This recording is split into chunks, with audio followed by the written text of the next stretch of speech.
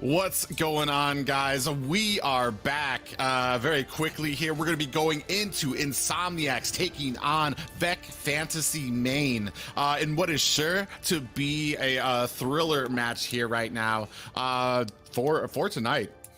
What's going on? I'm joined, of course, by T-Rex. Didn't want to forget you guys. All right, like, sheesh, we're here, right? I'm joined by T-Rex and Aiko. And how are you feeling going into this match, Rex? I'm very excited about it. I'm ready. You know, we had a little bit of delay to watch a game. We've all been sitting here extremely silent in this VC for the past hour and a half, and I'm sure the viewers are ready as well. Insomniacs versus Vec Fantasy Main. Yes, we've lost the opportunity to see a very great game, but I think this game should pack a good punch as well. Most definitely. Let's get into it. Yeah, I mean, so because we know everyone's been waiting, we're gonna jump right into this. The draft. Vec Fantasy Main will have second pick, second band, and we're looking at Insomniacs with the first band, taking off that Masha off rip. And you know, we were talking about the questions of if the tank meta was still a super worry, and right now it seems like neither of these teams still want to have to deal with some of those bulkier heroes. Yeah, not just bulky, but people that can harass early game and have that engagement in the jungle. And Masha provides all of that. And just simple. She's got like the simplest builds too. You get Ancient Helmet and maybe copy and paste that 3 more times. And we do see, speaking of harassment, Franco getting taken off the board very early here. Definitely not wanting to deal with the hooks or the engagement that he can provide for a team. Yeah, Franco's definitely just, I mean, I think he's going to continue to be a problem for a while, especially even if some of the tank items get nerfed. I feel like now that so many players have become good with him, have seen the value in him, have seen the value of possibly turning the game around if you get to that late game, you know, catching that one hook to pull someone out and get your advantage over the Lord. He could be a problem for a long time, I feel like, until maybe he gets a huge nerf. I think we're going to see a lot of pick bans on Francos in the foreseeable future. Yeah, I mean, I wouldn't be surprised if he isn't, like you were saying, like almost 90, his win rate, 98% banned, you know? If you got that, you got 98% win rate, you got 98% win or ban rate now. Most definitely. And it's going to be really interesting. We do see kind of the normal bans from the side of Vec Fantasy Main, the Valentina and Karina picked up, but a little bit here about Yeho, who is basically the breakout star for Insomniacs, their jungler there, and not just a jungler that favors certain heroes, because I don't think he's played the same hero twice yet. So just a big pool there, and that is going to have to be on DFM's mind when they are planning these drafts as well. Yeah, Yeho's definitely proved himself, I feel like. And, I mean, he's definitely at the point of, like, he plays a wonderful Karina. He's adapted so well to this tank meta, but we also know he has things like the Ling in his back pocket, the Balmond. If he wants to pull out a damage, like his Ling in Season 2, phenomenal. The man played an amazing Ling, so we know if he wants to switch it up, he has the ability. And right now with the Akai, the Balmond, the Karina gone, I got a feeling we might be seeing some possible damaged junglers here. The Julian is open right now. It did get a nerf. I'm wondering if one of these teams is going to prio that. Not to mention the Xavier, the Wan, a lot of things on the table. Ghost who regrets being quick to pick up the Wan here.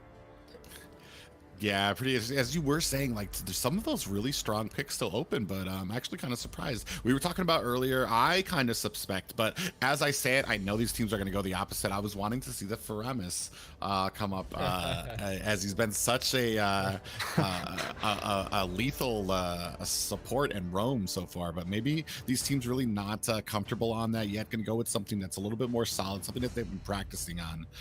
We do see where they're lingering over this Clint right now. Still got 15 seconds. I'm really wondering what we're going to be picking into this Wan. We still do have that Xavier open and the Julian, like you said, but also some other strong picks up there, especially for that side lane. Of the side lane, there is a Terizla, which we do know got a buff, a damage, and a little bit of range on that ult, which has actually made him a pretty formidable opponent in that XP lane. Yeah, you know what what I'm suspecting, possibly, from VFM side, maybe a Natalia.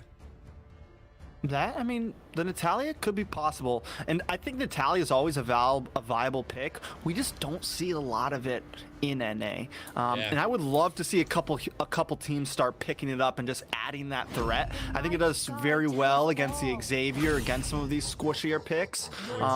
But that Terizla, man, I'm very excited to see how he does in competitive play. I've been hearing some things about him. I've been seeing some big players picking him up here and there in ranked games. So, in not only that, but he's going against the Thamus, which has essentially kind of taken over the EXP lane. But the Thamus, no, he's going to be going up against the Esmeralda, so still a viable pick. And I'm wondering how it's going to play out in the EXP lane. I kind of feel like Terizla, very, very early game, does have an edge over Esmeralda with the damage that he can do. And I'm not sure if that's just the players being surprised because he just got buffed, or if he actually is that good in the early game, but he does start to fall off. And especially with that movement, he doesn't really have a lot of movement right now. And once you get to mid game and into late game, Esmeralda is going to be able to outpace him. So we're going to see how well this actually goes up into this comp, but we do see that they also pick up a Dyroth. So I'm wondering if one of these is going to be a jungle here, either the Terizla or the Dyroth. Either way, I do feel like both of these comps could probably do with some type of mobility from a roam. Hold on. Uh-oh. Tank Terizla? Your team is banning. Tanks?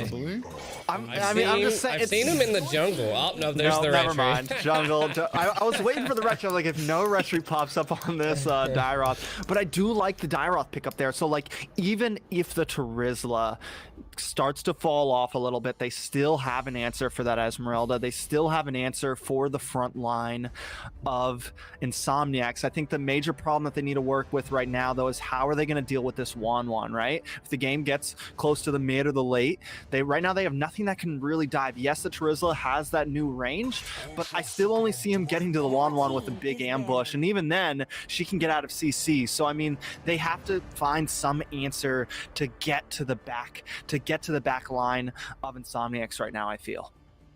Yeah, I mean, we don't see any of the mage picks, so I mean, as far as an Xavier, I'm actually surprised we haven't seen a ban or a pick on Xavier. I feel like that's really a really strong mage in the current setup. Yeah. Yeah, it's interesting. The thing about Terizla, if you would to go roam, like I spoke before about his speed, even with that sprint, I mean, you'd have to have speed boots on him to actually even be able to keep up with the ganks. And while he is thick, and you're right though, we need an answer for Wanwan on the side of VFM here, or as we get to late game, it's going to be a rough ride for these, even with being this tanky. And I mean, not bad options here that they're kind of scanning over. I've learned my lesson. I'm not going to call out the pick until they have finished here. So we haven't really seen one thing I got to say though, right? Ashley not playing right now on Insomniacs, so I'm pretty sure Yuna's going to be running the mage, and like you mentioned, no Xavier's been picked up yet. I'm wondering if maybe that you know, a lot of us mentioned that we didn't feel that nerf was a nerf. We were talking about it in the VC a few days ago. We felt like it literally just made him easier to play. I know Ashley was having some trouble on the Xavier even when he was before all this happened. Maybe they either just don't feel if it's the composition right now, or maybe there's some limitations here. Yeah, it depends on what they feel comfortable, or maybe they have something in mind for their comp that doesn't involve Xavier. When you get to teams like this, especially for Insomniacs, I mean, I'm sure that they have compositions that they're more comfortable with. And I mean, especially with the mages and the roams that you can use to kind of set up some of these plays, maybe Xavier doesn't have the role that they want to kind of to help them with like some of those wombo combos if they're going to be going for that. I do hope that there's going to be something else on the side of VFM here, because that Kagura, It is a bane for marksman, but I don't feel like Regrets is gonna be. He's gonna be deep in the back. You know what I mean? And I don't know how well Seo is gonna be able to get to that back line because Kagura's range isn't really that great. Yeah, and you know, I'm also with all those tanks banned from the side of VFM here, right? Like, what do they really have left open for them here?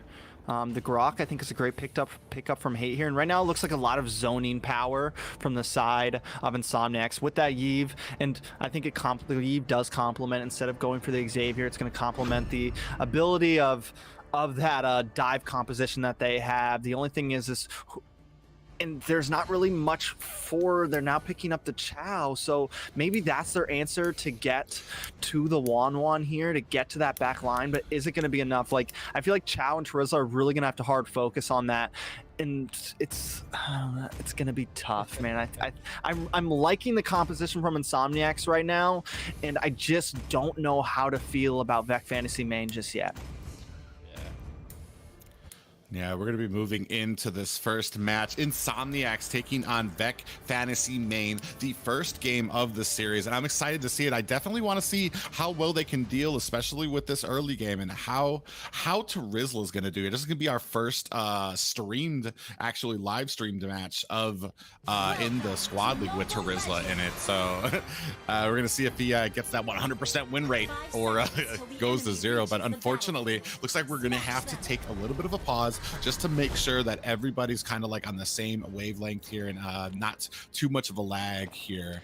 In for typical everyone. ML fashion, right? You know, I was I was watching MSC and it literally felt like every game. It's like maybe that's what maybe it's like literally meta. just a tech. No, not even a pause meta, because like, and I don't really believe in that, and that's probably gonna spark some arguments in the chat or whatever. But I just like at the beginning of each game, even like the pause comes in and someone always has to have like a tech check or something like that, and that's what we're just gonna start saying. Yeah, we're just checking their phones right now, just making sure everybody's plugged in correctly. So we'll see exactly what's going on, but I guess it gives us a little bit more time to talk about these compositions. Where do you guys stand right now in these drafts? Well, I definitely feel like it's going to be in Insomniac's favor, but it really depends on how tight the rotations are and how much support we can get to that marksman lane. I feel like that's going to be really important. And while you're doing that, you still got to make sure that you're hitting the rest of the rotations for your objectives. Right now, like I said, like you said, I kind of am leaning towards Insomniacs, but then I'm not going to count out VFM yet. I mean, I personally think that, you know, Vec Fantasy main, just their late game might be a little rough. Because, I mean, they're a lot of frontal damage, you know. I mean, the Clint possibly could be holding a lot of the back line, but it could still run into a problem with the Dairoth possibly falling off. Yeah, I mean, with the Wan, it definitely like ensures late game damage for the side of Insomniacs, right? And looking at the side, yes, the Clint is also very strong. Like, I think when it comes down to like I don't think he needs a lot of skill either. He's just a cannon that can fire off, and he's a bit easier, I feel like, to lay out some of that damage. So that is one opportunity that I feel like we have on the side of Vec Fantasy main.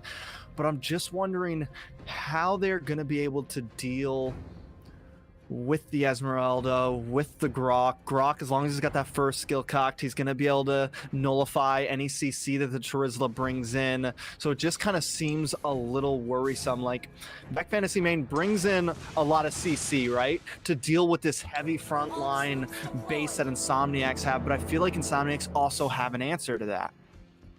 Yeah, we're going to find out, especially how are we going to set up these fights on the side of Vec Fantasy main. I feel like we don't have something that's going to be able to kind of group them, especially in the way that Insomniacs do with that real-world manipulation. They'll be able to box them in and then kind of control it from there to rain down damage in a specific area. So we're going to have to see how well VFM can actually kind of plan these right now.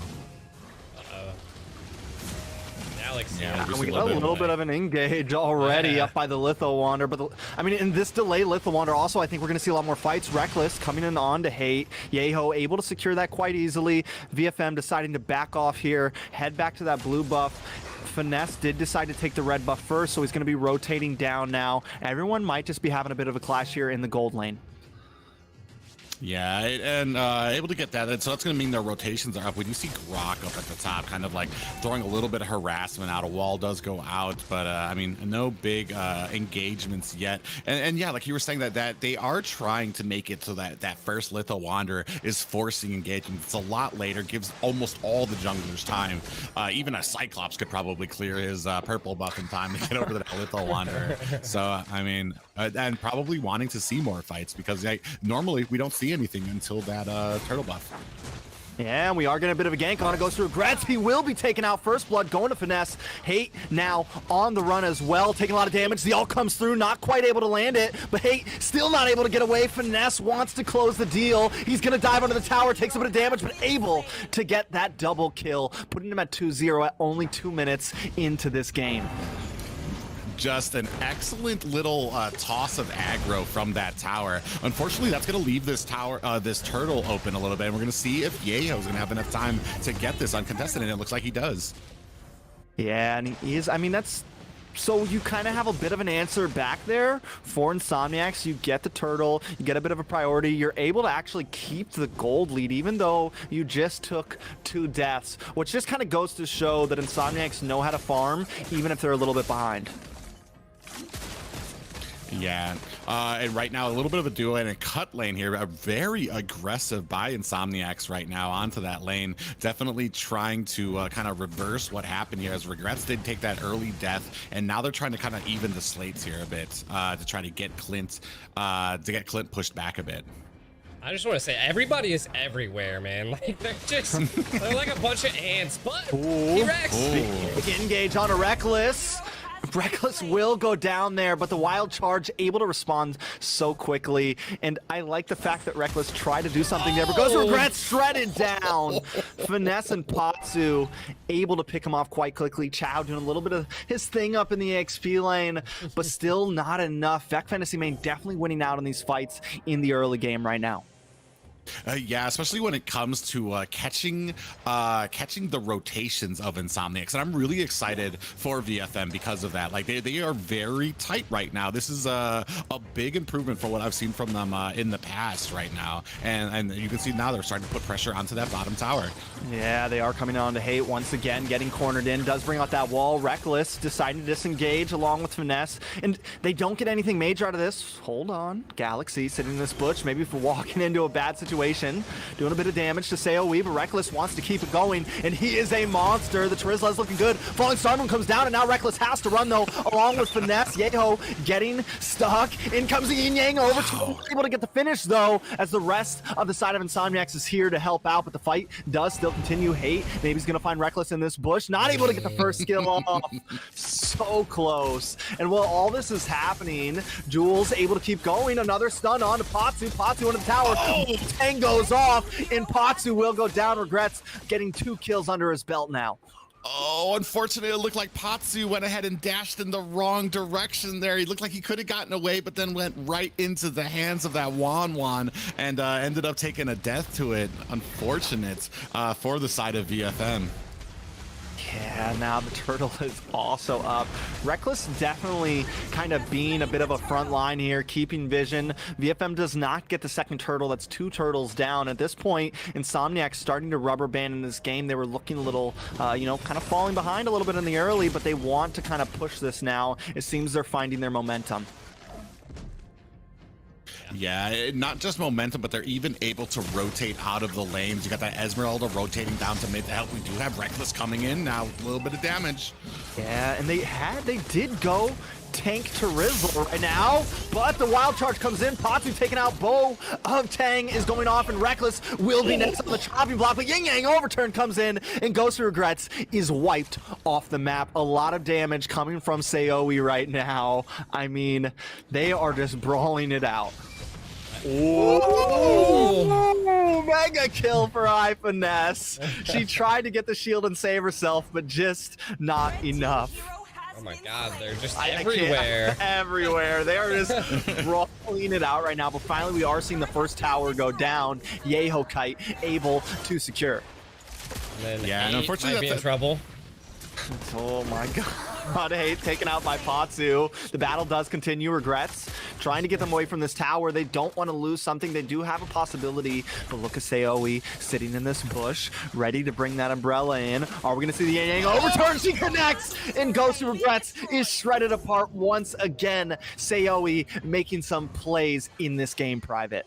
Not gonna lie, Vec Fantasy Main is impressing me right now. They were doing so well in this early game, but it's gonna come down to that mid game. When we start doing team fights, collective fights, can we do the exact same thing that we're doing when we're catching these players out? And I'm hoping that they can, because they are playing a pretty dominant game here right now. I mean, all teams are just like, it's like a boxing match out here. You don't know who's going down where, because they're just split up.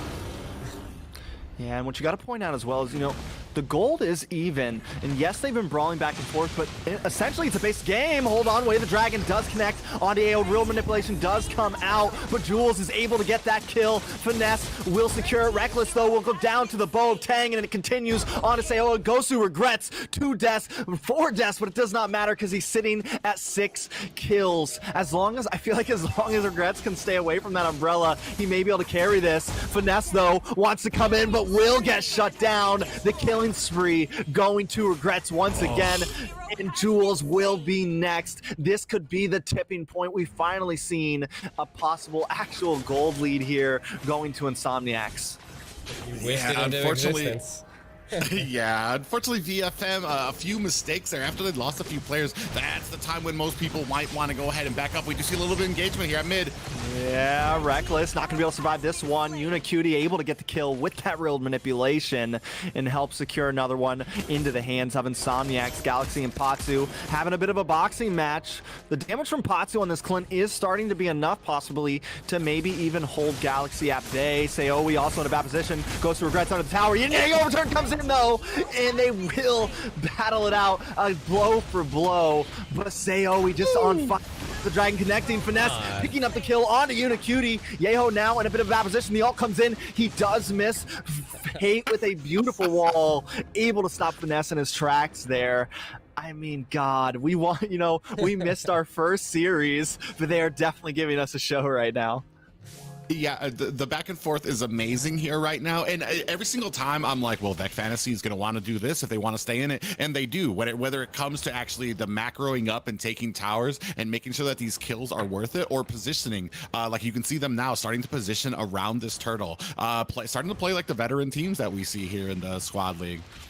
Yeah, I mean, they're definitely both doing a wonderful job, but look at Reckless coming in. VFM really wants to try to pace this. Reckless, though, able to secure onto 3 of them. Finesse able to also close in. The wild charge comes out to knock up Saoi, but it's not going to be enough. Hate will go down. The real manipulation did not do enough damage. Ghost Regrets trying to dance around, gets that crossbow tag off, and takes out Jules Cutie. A wonderful sidestep, maneuvering through 3 members of VFM and able to secure a kill from Ghost Regrets. He is on fire right now. The Lord getting chipped down. Finesse able to just melt down Galaxy here, and he's going to move on to Uni. Yeho, though, responds quite quickly, taking out Finesse. Lord is up. Yeho secures it, and now he's moving on to Patsu, gets the double kill, and will keep on pressing forward. Yeho on fire. The Yin Yang overturn is just not enough to stop him, and he will force Reckless back under the tower. Yeah, it's very interesting is once the VFM does start taking deaths, I mean, it's working kind of sort of in their favor is they still continue to keep on the pressure. Unfortunately, what does happen more often than not is that they're basically sending in people one by one to die. But what that means is it's a constant bit of offense. Oh, and Jules Cutie actually might be in trouble. Does get taken down, unfortunately. Yeah, I mean, Insomniac's really hitting that power spike at this 10-minute marks, and VFM just can't seem to get around it. Yes, they've gotten, even like Ghost of Regrets now, they've gotten some kills onto him, but he is still just shredding through them, and he's playing very aggressive, which is why we've seen some of these deaths, but he's still making a lot of plays when they matter. Yeah, and we're seeing the initiation by Reckless with that Terizla ult up, mid tower just being destroyed right now. They're not going to be able to do much. Big play onto Finesse. Reckless will probably be next, and they're just under the tower, pushing forward. Reckless able to sprint away. The tower may go down here. Ghost of Regrets has locked on. Seowi, though, comes in. Not able to finish, though. It will go down to Regrets. Revenge is bittersweet. Regrets able to finally take out Seo here. Jules now defending the tower, but Hate does not want to let up, and neither does Yeho. They're going to take this tier 2 on the top lane, and then as the last tier 2 you get, Jules maybe next, taken out from Yuna, and they are closing in. Insomniac's just not letting up, moving on to this inhibitor. Patsu holding against tower so he doesn't get those weakness points clicked on. And the inhibitor will go down. Galaxy now into this mid lane. The rest of the team rotating to the mid. A big knocking them all up. In comes the real manipulation. But Galaxy may have bit off a bit more of he can chew, and he will go down. A beautiful push from Insomniacs, but the aggression is just non-stop from them right now. The value that they got out of that Lord, unbelievable. It was like a 3 or 4 towers now, and unfortunately the Terizla engagement, I'm just not believing in it right now. It doesn't feel like it's having the effect or really setting up the damage that they need. Yeah, it's definitely a problem. And I mean, like, even though we're seeing a death happen, like Galaxy just took a death diving onto the tower, Insomniacs is like making worth out of it, making value out of it. And it almost looks like they're just constantly hammering in. One person dies and the rest of the team hammers in. And then when that person comes back, a different person dies and they continue hammering. But they're always getting a little bit more than Vec Fantasy main is. They're either getting a tower or 2, they're getting an extra kill, and they're just keeping the pressure on. Yeah, absolutely zoning them out right now for the second Lord here. This is looking really, really good for Insomnia. Yeah, it looks like that we do have a little bit of engagement up top, kind of trying to zone them out a bit. We do see a wall come down the Reckless. Yeah, nothing too major. And, you know, this is something they did run this Terizla tank, right? They put Jules Cutie in the off lane, the Chow in the CXP lane, which in the early, I think he was doing okay. And again, it's game 1. It's the first time we're back in the season since the patch notes and everything. So VFM definitely trying some different ideas here, trying to run that Terizla tank. I don't think it looks as good as maybe they theorized. Well, yeah, I mean, and that's kind of the point is everything looks great on paper until you put it into the match, and then you get to really see how it works out. And unfortunately, right now, I feel like they don't really have the CC or damage with these initiations. Yeah, Lord, though, will be crashing in. A wall does come down from Hate. Reckless with the dash in, but not able to make much out of it. Yin Yang overturn comes out, and Hate will go down to it. Reckless, though, will also go down. Seowi coming in, dancing around, but not. And that goes. Regrets gets the killing spree, but will get knocked airborne as Jules Recutie does respond back. They are defending the base, but another inhibitor will go down. Finesse now closing in onto Yeho, but not able to get the finish as Galaxy Falling Star moves on to Patsu. Connection onto the Nexus, and this will be the game. Minions connecting, emotes, recalls coming out, and Insomniacs will take game 1. Yeah, honestly, an impressive game. It looked like Vec Fantasy main trying to take a page out of Insomniacs, bring that really early aggression and kind of like keep it, putting it to Insomniacs in that early game. Unfortunately, there was those little things as far as the macro kind of got concerned, and as soon as we started hitting that mid game, where Terizla would go in, try to initiate Wood Reckless, and it just didn't have the effect. I mean, yeah, you've got them all in there and you're doing damage to them, but you're not CCing them. They're not rooted, really. I mean, it's just, it can slow them. I don't really see the value that's coming out of that. Maybe another hero, probably. Even, I mean, honestly, like the way I'm looking at it, even Gatakacha, I feel like has a little bit more value because he pops everybody up and he can go in there and get aggro. That means that they're not attacking anybody else. Unfortunately, I just feel like as far as the comp is concerned, there was just a little bit more setup, especially with that real world manipulation. And then of course, Hate on that Grok, especially with that flicker ult. Amazing. Beautiful. the chef's kiss. You know, and Chef. Terizla, like, he didn't get any like defensive buffs, you know what I'm saying? He didn't get like a health buff or anything. So essentially you're like building him tank now, and essentially playing him as a tank, he's pretty much the same hero as before except a longer ranged ult. So I don't think that tank is a position for him. I think he got a damage boost, so when you get that Bloodlust Axe or you start getting some of that spell vamp, it gives him the sustainability as an EXP laner. And if you're gonna run him, if you're gonna try him, that's where you need to put him. I just think that you definitely saw the weaknesses peak through that, and he was never able to really make the engage. And not only that, but never really able to lock anyone truly down with that ultimate. So hopefully VFM kind of licks their wounds here, learns from their mistakes, and maybe they can come back in game 2. Yeah. They definitely could. I mean, we'll see. I personally, from my opinion, I think the Eve was kind of just like, every time Cho or Terizla would go in, like and even the Dairoth, like they just couldn't do what they needed to do, which was fight in a team fight. You know, they had to run half the time because of that real world manipulation.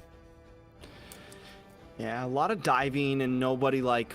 It seemed like either Finesse was diving in, getting caught off alone. Reckless was diving in, getting caught off alone. Seoe probably made some of the best plays of the game, but she goes in and there's no one there to really back her up. To whereas Insomniacs were just kind of waiting for that dive, making that play. Oh God. What in the world? Wrong button. Oh gosh. So yeah, I think VFM, like I said, I got a feeling it was more of a let's test something out.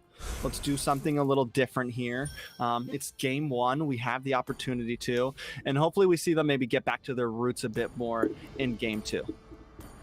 Yeah, my thing is either I've always wondered too, especially with these comps that we've been seeing, like what happened to having something that could dive the back line, and maybe somebody smarter than me can put it into words, but like I always wonder how Yuzong fell out of the meta there, because I feel like he would have actually been all right there to be able to once that real world manipulation comes down, you have somebody to go ahead and dive back there so it doesn't last that long. Because what was happening there is Terizla would go in, the entire team would start kind of going in to try to show him backup. Boom, there would be the Grok wild charge, and then the real world manipulation would come down to keep them even down there even tighter. So I mean, there needs to be an answer for that back line, and unfortunately on the side of VFM, they had the Kagura, so not exactly a back line, because he'd be coming in, and then that's when you'd be kind of caught there. So definitely want to see what they have here in this second match, because honestly, even with I don't want to say like the downside of that draft, I mean, at the beginning, VFM played a pretty good and tight game. Yeah. I mean, and even in the early, VFM played well. I think they just started to fall off, and then they kept playing aggressive. Like they kept on like trying to make plays when maybe the best bet was to, like, you know, I say it a lot, let Insomniacs come into them and play for the counter, you know, let them overextend, or even just extend it all. Just let them engage and see if you can then, you know, play your flank, you know, get around those edges instead of maybe having Reckless just jump into all three of them. Maybe have Reckless and Finesse go for the back line.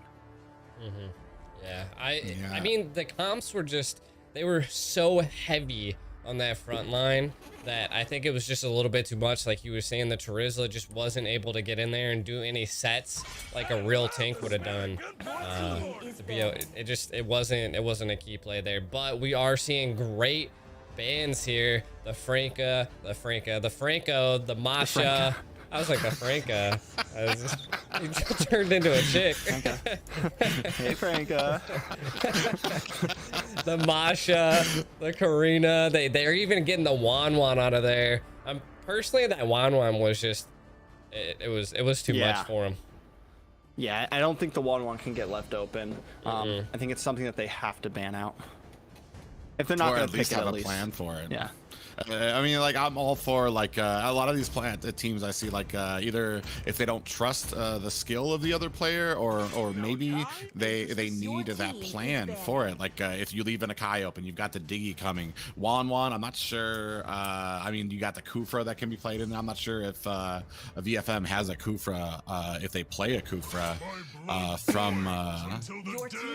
from Reckless. But like there needs to be a plan for some of those heroes if you're going to leave them open. We do see decent amount of people open. Valentina still open right now, along with Xavier. So we're gonna see where these picks are gonna go here. Yeah, we haven't seen the Valentina open very often, but I think this is something. I think that's a hero that we're gonna start seeing open a lot more. You know, along with some other choices. Question is, do they pick it up? You know, I still think the Xavier's another one. You know, it didn't get picked up last time. Definitely taking their time. The Valentina does come in. Let's see how she holds up. Yeah, I want to say, like, this is what I've been seeing recently too, is that just there's so many, and the meta changing in the middle of all of this, like there's just so much unknowns that they're just throwing bans out, and there's like heroes and characters that we were not used to actually seeing, you know? Chivalry is dead. Yeah, and the biggest thing too here happens is when you have a Valentina on the enemy team, is not only are you looking to counter that the regen that she gets, or how fast that she could scale up and the mobility, but you're also looking to kind of counter what ultimates that she can steal from you.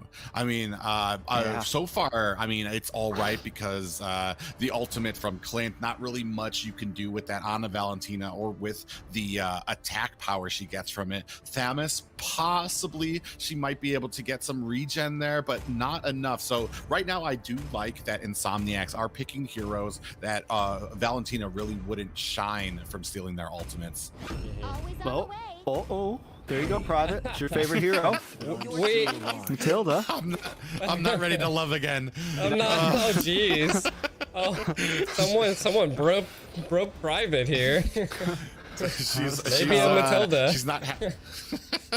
She's not had the greatest time in the squad league yet. It really, I think I've talked about this before. There's some of those heroes, including Franco, that have a very high ceiling to use correctly. We saw it a little bit in some of the scrims. Franco, I mean, a great Franco user lands hooks and can get those suppressions. You can't do just one or the other. You have to be able to do both. The same thing applies to Matilda. You're gonna have to be able to get those circling eagles on the right target and the benefit of your team, or be able to get in and out of situations with your team. So I mean, it takes a stronger will than mine to play Matilda, and we're gonna see if Vec Fantasy main, if Reckless is up to the challenge. Yeah, it's definitely not going to be easy. I mean, I think the Matilda definitely still has its uses, and depending on what they pick around this, especially with, you know, I feel like rotating wise, Valentina, like, yes, she has a lot of movement with her dashes and everything, but also she does have to get in. She has to get kind of up close and personal. She's not a very long range mage, right? Unless she steals an ultimate that gives her that. So I think the Matilda may be beneficial to her of, you know, getting in, doing a lot of burst damage, and then being able to escape out. The question is what are they going to pick up for the XP lane with the Esmeralda gone, the Dyroth gone? Galaxy has locked in this Thamuz, so I'm just wondering what their answer to that is going to be as well. Yeah, pretty interesting to see the Kufra ban on VFM here. Wondering if they have something, I guess maybe to kind of counter if they would have picked it against the Valentina. But I mean, I like Valentina's ability to be able to get away from Kufra. It's going to be really interesting too. We did see there was a little trouble playing Kagura into the long range. So I'm wondering if that's what we're going to have here. Unfortunately, we do see, because of the Valentina and because of the Brody, both of these picks on the side of VFM do need to be a little closer than average. They don't really have this huge distance that is known for mages and marksmen of that type. So probably a good pick here for Kagura. So we're going to see how well or what type of front line we're going to be seeing from VFM here. Fairness? Oh, listen, guys. I think it would. Listen, guys. Hear me out. Hear me out. Hear me out. Matilda dashes a lot. Fairness pulls people that dash a lot back. You know, so great counter. You know, maybe I do like the Basha pickup. It seems like Insomniac's still, you know, sticking to what we've been seeing essentially when it comes to junglers, not veering too far off from, you know, what the meta has been. Even with some of these patch notes, seems like they feel like the tank jungle is still the way to go here. I think. Yeah, I haven't mean, seen a Boxia since the meta change. It's interesting. Boxia, I feel like Boxia takes a bit of finesse to finesse to play. But it's you do have to aim those abilities a little bit more. It does. I mean, like especially with his rolling and aiming his skills, it can throw you out of position a bit. He does have probably one of the highest magic damages, base magic defense. I mean. Of the game, and then with that into a Yuzong, he does already come with stock anti-heal, so we're gonna see how well that plays into it, which is actually, I mean, honestly, a good option into a comp that actually has a lot of healing on their side. Matilda, Yuzong, Xborg, and Valentina. So I mean, especially if you can play it well, we're gonna see how well it goes. But Boxia, when you pick him into these type of comps, he's really not the main attraction. You know what I mean? He's going to be running around. He'll be joining in on fights to kind of lay down that anti-heal, but he is an objective taker first and foremost when he's on a comp. Wherever I go. This is, I mean, I definitely think that Xborg is kind of, I don't know. I'm a little iffy about that one. I still feel like Xborg could possibly hold a place, at least against tanky compositions. I think a lot of essentially in some competitive play, he's been like 50-50. You know, either team does really well with him, or he doesn't work out.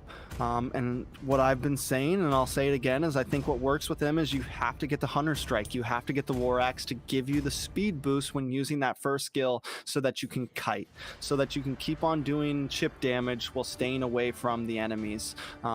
So this will definitely be another test of time to see where Xborg currently fits in this tank meta. But looking at the compositions themselves, it's a hard bet to make. You know, the Valentina looks really good in the hands of VFM. We know we have some late game damage potential from the side of VFM, but Insomniacs have also brought some nice hard hitters themselves. I think the win condition for VFM is, you know, maybe slow down this Rafaela, make her a weak point. If you can catch an early game kill, I say it a lot, if you can catch an early game kill on a tank Rafaela in the early game, it really puts a damper on the side that player is on. Yeah, especially on the Rafaela, which is going to be a huge problem for Xborg. I think that's one of his biggest weaknesses is mobility onto the map, is being able to get around his skills so that he's not actually putting enough damage on you. And they are going to come up onto Regrets already, taking a lot of damage, and that's one of the pluses of Matilda. Some nice early game damage if you can land all those skills. So Regrets is going to have Hate come up here and back him up. Maybe a bit of a babysitting. Saoe also coming in, getting some nice burst damage on Hate. Gonna back off though, but this is definitely gonna send Hate back to the base and slow down the rotations of Insomniacs in this first 2 minutes. Yeah, and this is just going to be the story of the game here, is going to be that aggression and harassment that Reckless is going to be able to provide. And is it going to be enough, though, to kind of like upset the balance of Insomniacs here? We do still have 37 seconds on this turtle, so and neither team looks to really want to get into an engagement here. We do see a little bit of a hiding here happening at bottom here for Jules Cutie, but is the rest of VFM going to be ready for this turtle? Or if they're even going to go for it? They didn't go for the first turtle last game. They did not, and they actually they took the gold lane gank. Yeah. Yeah, here it is. And they are coming in onto Hate, doing a bit of damage, gonna push them back, and once again, Insomniac's more positioned for this turtle. I got a feeling that Vec Fantasy Main, knowing that they're not gonna be able to get the gank, knowing that Hate or someone is always gonna be up there to protect him and babysit him, they're gonna try to rotate down quickly to maybe try to contest this. Reckless doing a bit of damage onto Yuna. Yeho will secure the first turtle of the game in game 2, just like previously. Yeah, unfortunately, not much value from VFM to trade for that turtle. They did try to gank up top, but not able to get anything out of it. And we do see Reckless coming in now. Yeah, but nothing too major. I mean, you know, but the thing is Hate is always here. Hate knows that they want to bully onto Regrets in this early game, slow down Clint as much as possible. Regrets was a huge problem in game 1, so I think we're going to see a lot of 2 versus 2 compositions up there, 3 versus 2 up in that gold lane. Hate is not going to leave his side, and he doesn't really have to. Yeho is tanky enough to kind of handle his own jungle, and he doesn't feel like he's going to get bullied. They're playing a different game this turn around, though. I mean, last time it was a slugfest. It was punch for punch. But now we're just seeing everybody's just kind of like testing the water. There's nobody that's like just overextending or someone that's just not getting caught. But as I say that... Yeah, and Yeho may have gone too deep. Will the Guiding Eagle followed up with the last Insanity, taking a bit too much damage, and Yeho will go down first blood. Going to iFinesse, Seoi may just be next, caught in between all members. Seoi bites the bullet, and so does Finesse. A beautiful double kill as Jules comes in with the Black Dragon, doing a bit of damage onto Regrets, but not able to get any finishes, but will at least back them up. But Insomniacs does not want to let up. Luckily, the wave gets cleared, but Insomniacs come out for a 2-for-1 trade. Yeah, unfortunately, for the side of VFM, they were able to take down Yeho, but man, at the cost of 2 players for their own. And then, like I said, like what's going on here now is like VFM is hungry. They're trying so hard to force these engagements, and the mobility coming from Insomniacs is just not allowing. They keep kiting them backwards. They're not able to actually get anything, and this is definitely going to go into the late game where it's going to shine for Regrets and Yuna. Yeah, Reckless, you know, keeping vision on this turtle, but I feel like once again they're not going to be able to try to seal it. Hate does miss the Holy Baptism, but he does the job, and now Yeho quickly engages Reckless too deep, not able to get it. Yuna securing that kill on wonderful response. I mean, once again, it just seems like VFM keeps getting caught. You just said it, you know, making these engages, making these plays, but no one else is there. And it looks like the same mistakes that we saw in game 1. Yeho now moving on to Patsu. Finesse coming in to back up. This could possibly be the gold lane tier through tower secured for Insomniacs. Yeah, unfortunately, it doesn't look like Insomniacs is going to be able to go ahead and finish it off. They're going to go ahead and wisely disengage as the rest of VFM come up to try to support it. But man, I mean, honestly, and that's kind of the problem I see with the comp right now, is the engagement. And I mean, we kind of saw it last game too. They did have an engagement, but it didn't really work out too well. Who is setting for these engagement? Where's the CC? Who's going to be able to stop Regrets? We do see a circling eagle. But he's alone. No, it's like there's no communication. Definitely something up. Yeho now responding. The Holy Baptism dumps come out. The stolen one from Seoi, but it still might not be enough. The last Insanity comes in. This could be big. Down goes Yeho. Now moving on to Hate. The Holy Baptism gets the finish and the response back, though, but a double kill falls into the hands of Yuna. 3-0 Yuna. 2-0-2 goes to Regrets. Insomniac staying in the lead here. Yeah, just a little under 2K gold lead here right now. And unfortunately, I mean, even though we do see that Patsu does have that BOD, he doesn't have the comfort in his lane right now to be able to like take on Clint. So, I mean, right now, we do see a little bit of a double team coming up here. Yeah, they might finally land. On it goes to Regrets, but he's not able to get the finish. Reckless wants the chase, but a sliver of health. And now that he knows Hate is here, he's like, I'm going to come back, get this gold from this minion, and then I'll go back to base and probably be back in time to clear the wave. I would be so frustrated with Patsu right there. All we needed was like a sneeze onto Regrets and he would have gone down. Yeho does get that pick up this turtle though. Yeah, and this could be rough. Yeho pushing forward on his AoE. Once again, Yeho with the response. Black Dragon comes out, doesn't get the knock up, and Saoe goes down. Jules Cutie at least takes out Galaxy, but Jules may be next, but finally we do see sustainability. Nope, Yeho gets the double, pays the bullet for it, pays the price for it, but it's a 2-for-2 trade on the map, but it still feels like Insomniacs is on top. It's a 3K gold lead in this game. Honestly, I really like the choice, as we do have the minions here crashing up at top. Doesn't look like this tower is actually going to survive. Ugh.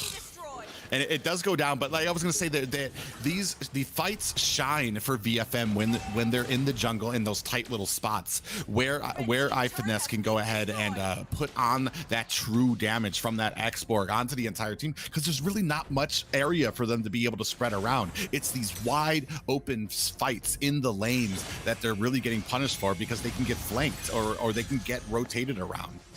Yeah, that might be, a good plan for them. Try to pull these fights into the jungles. Clear your waves and try to force them to engage you in other places, or try to play a bit more in the ambush. Maybe even go into their jungle a little bit. We are seeing Insomniacs with a possible gank onto Jules here. Jules does have Black Dragons, who should be able to get away with this, but it looks like he wants to maybe even push them back a little bit, decides to opt for the mid lane, fly away to safety to the rest of his team here. Yeah, even in Dragon. Oh my god, the flicker. Holy baptism. Yuna gets the kill onto Popsu. Reckless will be next. Another one possibly coming in. Reckless will go down, make it a triple, because Finesse is down as well. 3-for-1 trade looks beautiful for the side of Insomniacs right now. Yeah, and a 2K gold lead for them right now, almost about to be 3K there. And I was just about to say, like, even in Dragon form, Jules Cutie took so much damage from them. They were just rotating as a group, and unfortunately, it feels like VFM is not able to catch their wind. Like they're on their back foot, so they can't really try to be challenging for these objectives. And we see one go down there. The Lord does go over to Insomniacs, but unfortunately VFM, like when they're spread out, what happens is they're going to need to start split pushing some of these lanes. But every single time they're spread out, the death ball of Insomniacs starts heading for them and is able to start picking them off one by one. Yeah, I think one of the problems here was, you pick up the X-Borg jungle and then the Matilda with it. So you don't really have a big frontliner, but hold on a second. Finesse taking a bit of damage here. The passive does pop. He's able to roll away. Saoe doing a bit of poke damage, but Yuna keeps that at bay with the umbrella. With the X-Borg jungle, like, you're up against this tank jungle Yeho, right, Babashia, and you don't really have anything to stop him.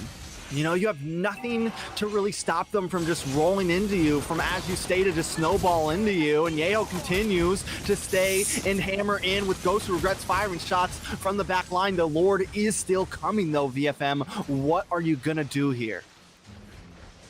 Yeah, unfortunately, it's crashing down at the bottom here. We do see VFM trying to split up the priority here. Looks like the mid tower is going to go down, as Yeho is going to go ahead and zone them out. And unfortunately, man, this is a wrap. We're already starting to get to only inhibitors for VFM. Are they going to be able to stop this push?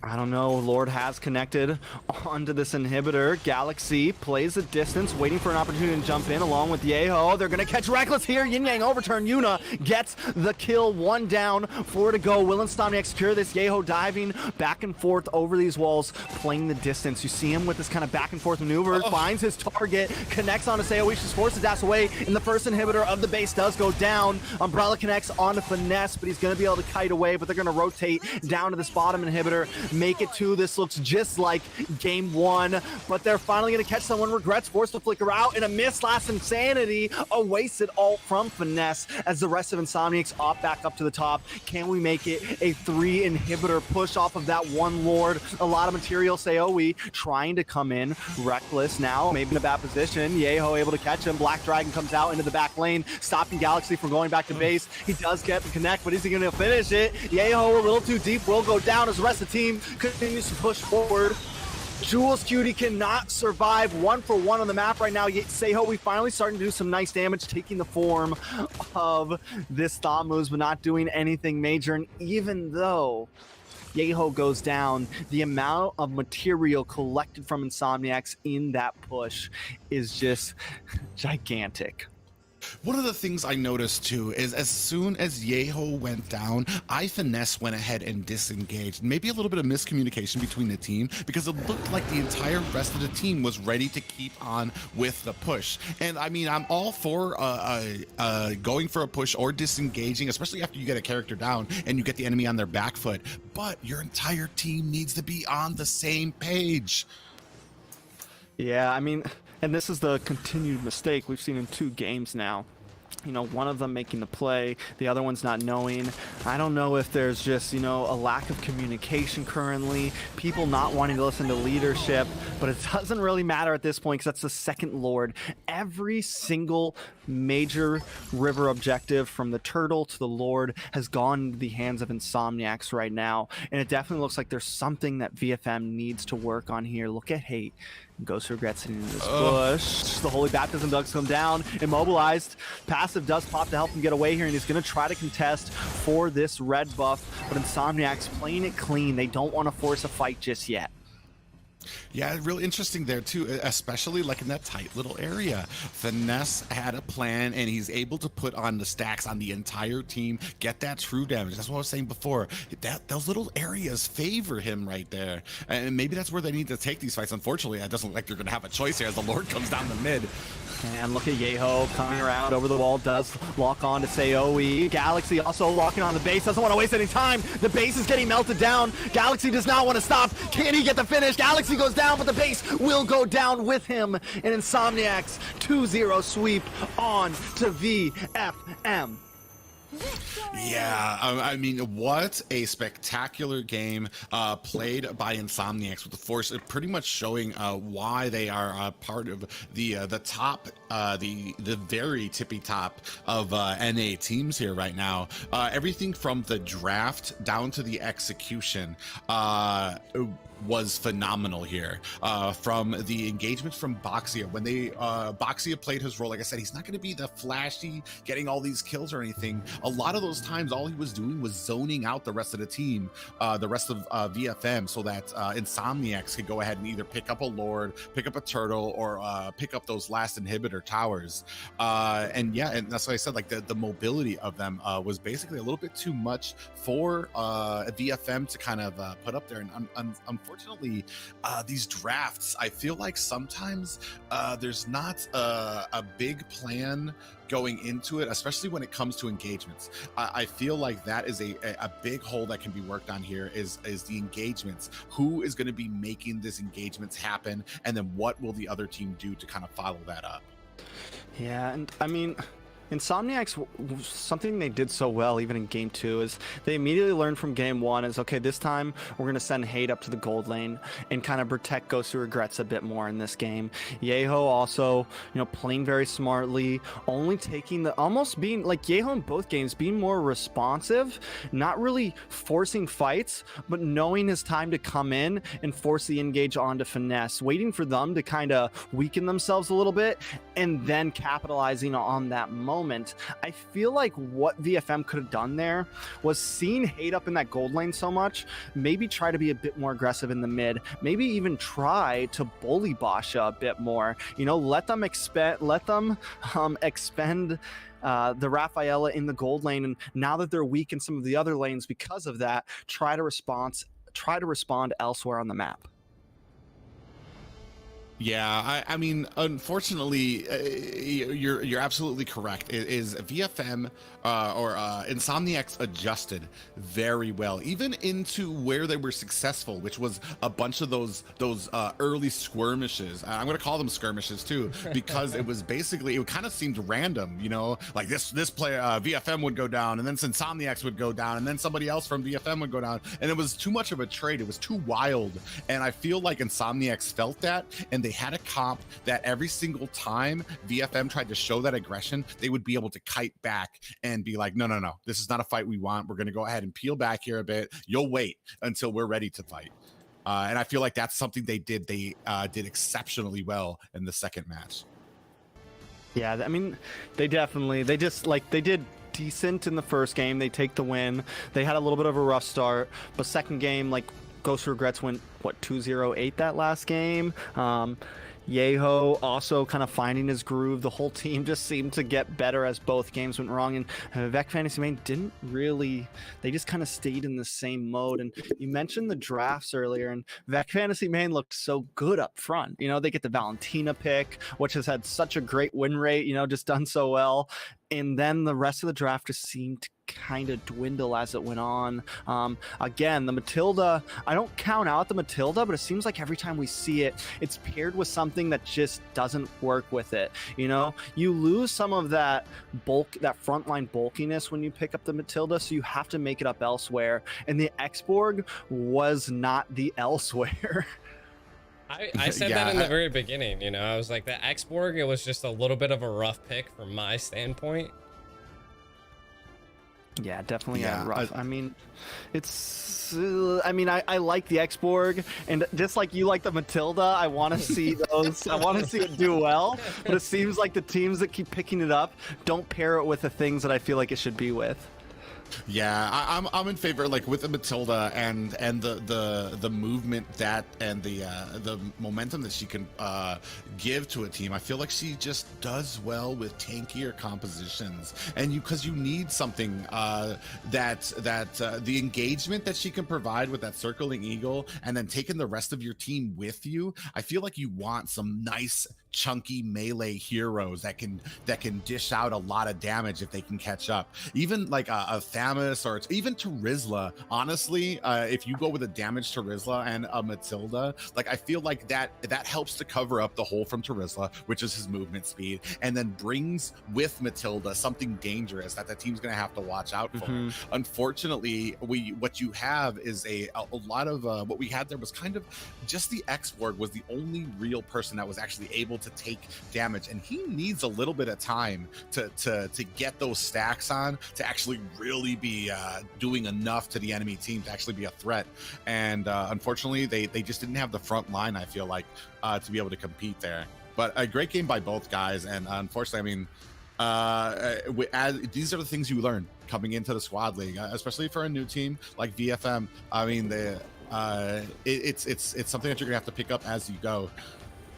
Yeah, I mean, there's definitely some things that BFM needs to learn, and I think they're still doing well. I mean, looking at the leaderboard, they're in 7 right now. This does give Insomniacs a nice boost up to 2, putting them at 9 points, hovering right below the Valley, who's sitting at 11 points, right? So I don't think Vec Fantasy Main is out, and I had a feeling we were going to see a lot of back and forth this season.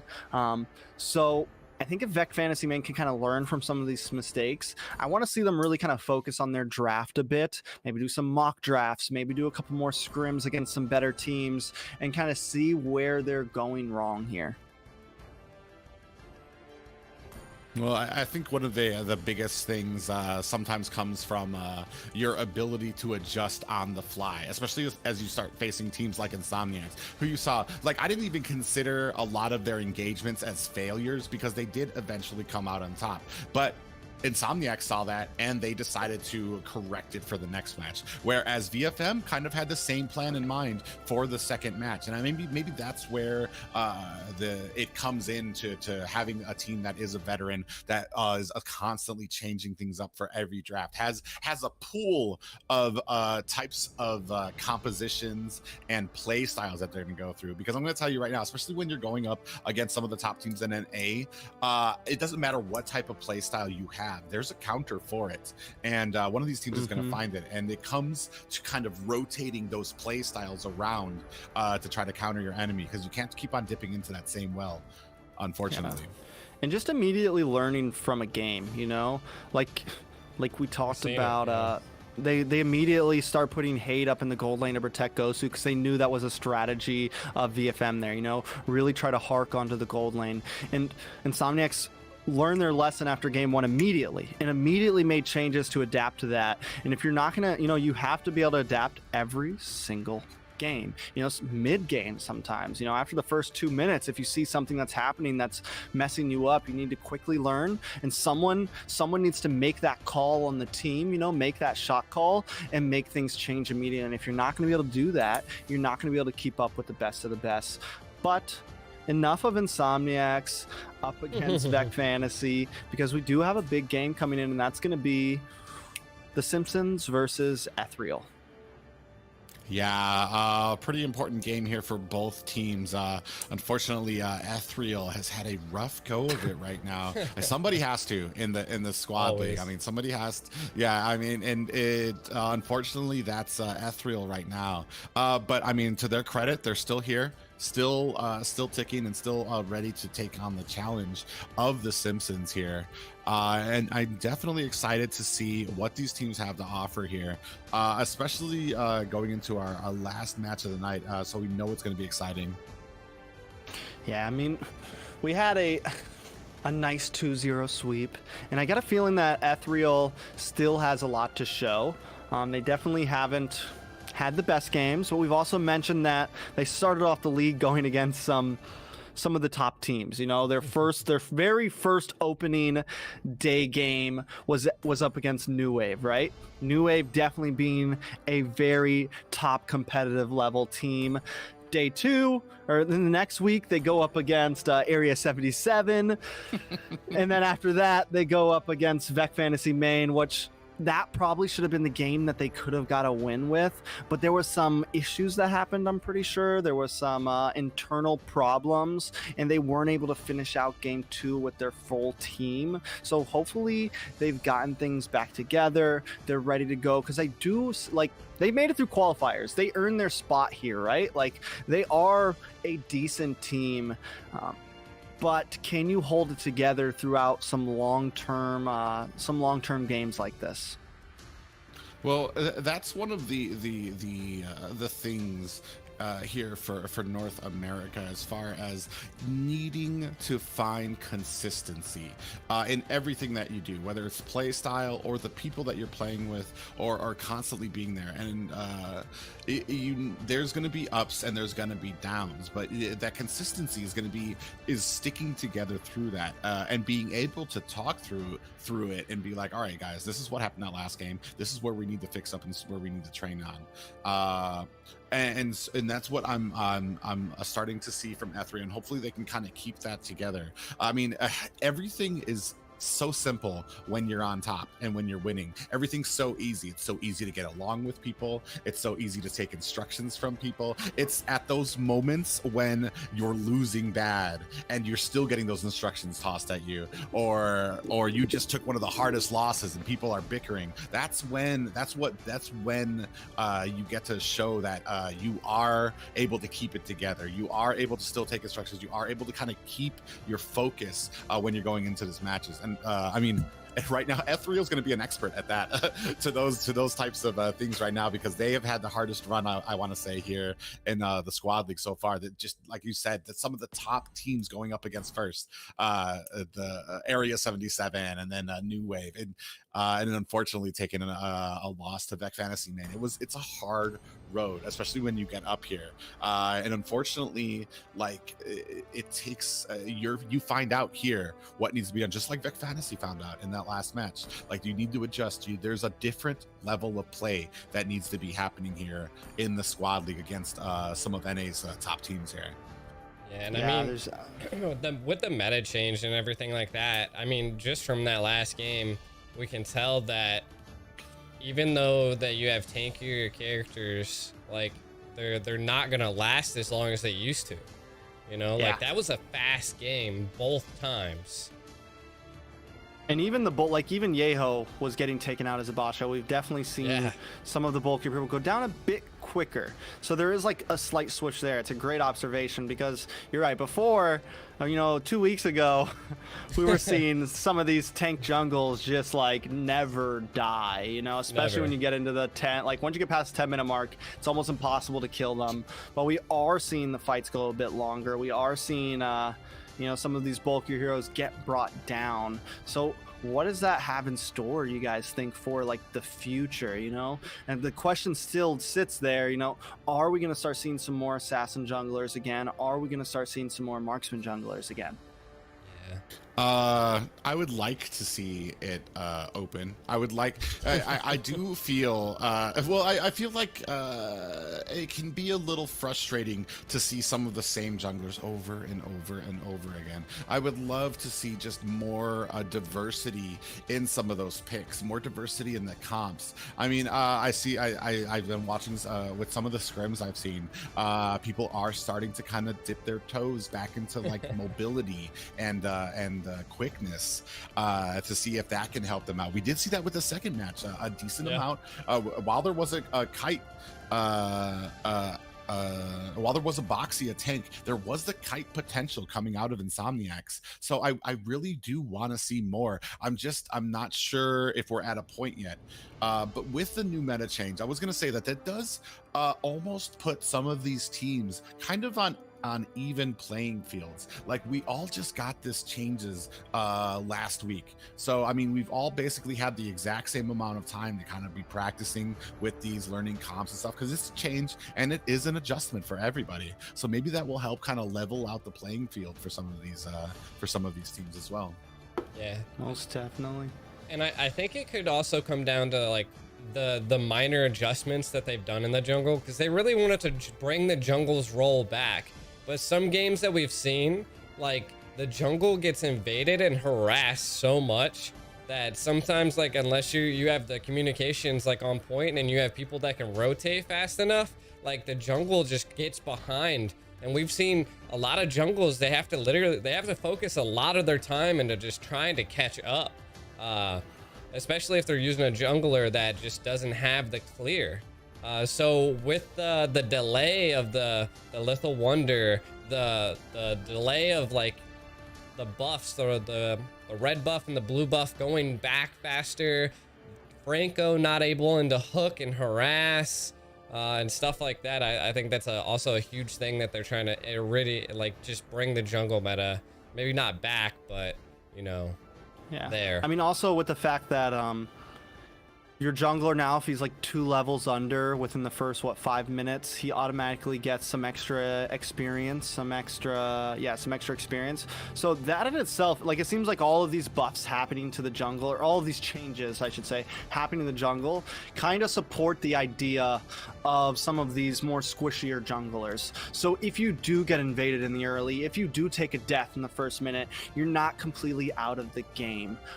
Do I think that, like, we're gonna see super flashy junglers that are gonna be getting kills throughout the whole game like we used to see? I don't know if we're quite back to that, but I do think that we could still see some objective damage-based junglers. I mean, and I don't think Ling's completely out of it yet. Yes, he took the nerf, but we're gonna exactly see. I know, like, we've still seen the Lancelot pop up here and there. We've still seen the Fanny pop up here and there, things like that. But you know, I think we might start seeing a few more slip through the cracks, a lot more than what we saw before. Well, what ended up happening with the last meta is it became jungle emblem meta. It became that if your hero, the hero you want to use, does not meld well with that emblem, and you decide to use him anyway with another emblem, you're gonna fall behind. Whether it comes to objective damage, your rotations, getting gold, it's a pretty decent way to fall there. And what Moonton's trying to do here is try to, with the Lethal Wanderer coming later, with you being able to to fall behind and get more XP. It's like Moontoon's trying to like be like, hey, go on, take that fight. Doesn't matter, you'll get more XP. Don't worry about it. You got this. Why'd you pick that voice? I don't know. It's just, this is the voice of Moonton, right? Like, yeah, that's my voice of Moonton. Is that how you feel about them? Here's some magic dust for you. I always thought about it much dust. more brooding. It was always more brooding and like bellowing from the clouds to me than didn't sound as much like a mother. It's like, oh Jesus. Yeah. You shall not pass. Like that was always my idea of it. But hey, Well, it's just I feel like they're trying to gear all of this to try to see more engagements, and I feel like that was a problem for them. They wanted to see more action earlier, and they're trying to like ease us into that because honestly, like we've been seeing it, especially in the squad league, like and nobody even like really touches each other until the turtle comes up. So it became into a part where like it was kind of, I don't want to say boring, but there just wasn't a lot going on in the early games, and now they're trying to kind of change that. They're trying to make it less less concerning to take those deaths. Unfortunately, I still feel like jungle emblem like gives you a little bit more of an advantage than any other emblem, and with that said, I feel like it does kind of limit who you can use in the jungle right now, as far as that who will benefit there, who can take a death, who can try to invade, fail, and still be able to come back a minute later because they were able to clear quickly. And unfortunately right now I feel like that there's a limited pool of people who can do that with the jungle emblem. yeah. Well, I mean, just the jungle element, I think the reason why the major shift started was when gold lane became an actual marksman lane, right? You know, you now have the opportunity to have other big damage dealers on your team, and it kind of made it so you don't need an end game jungler. You just need someone who can take objectives very, very well. I think it's why Ballman's become, I think Ballman's one of the survivors in this change right now. It's why he's become so popular, because even if he's not like making plays across the map, he just has such an easy guaranteed, the retribution lethal counter will always give him an edge over other junglers in those objectives. So Akai, and a lot of these tank junglers, the reason why they became so good is because they're able to do that enough damage in the early game with that jungle emblem. They're able to do enough damage to creeps in the early game and take objectives, and you get that added bonus onto objectives. So even if you're not doing enough damage to all of the other heroes on the enemy team, you're still able to clear through and get gold for your team.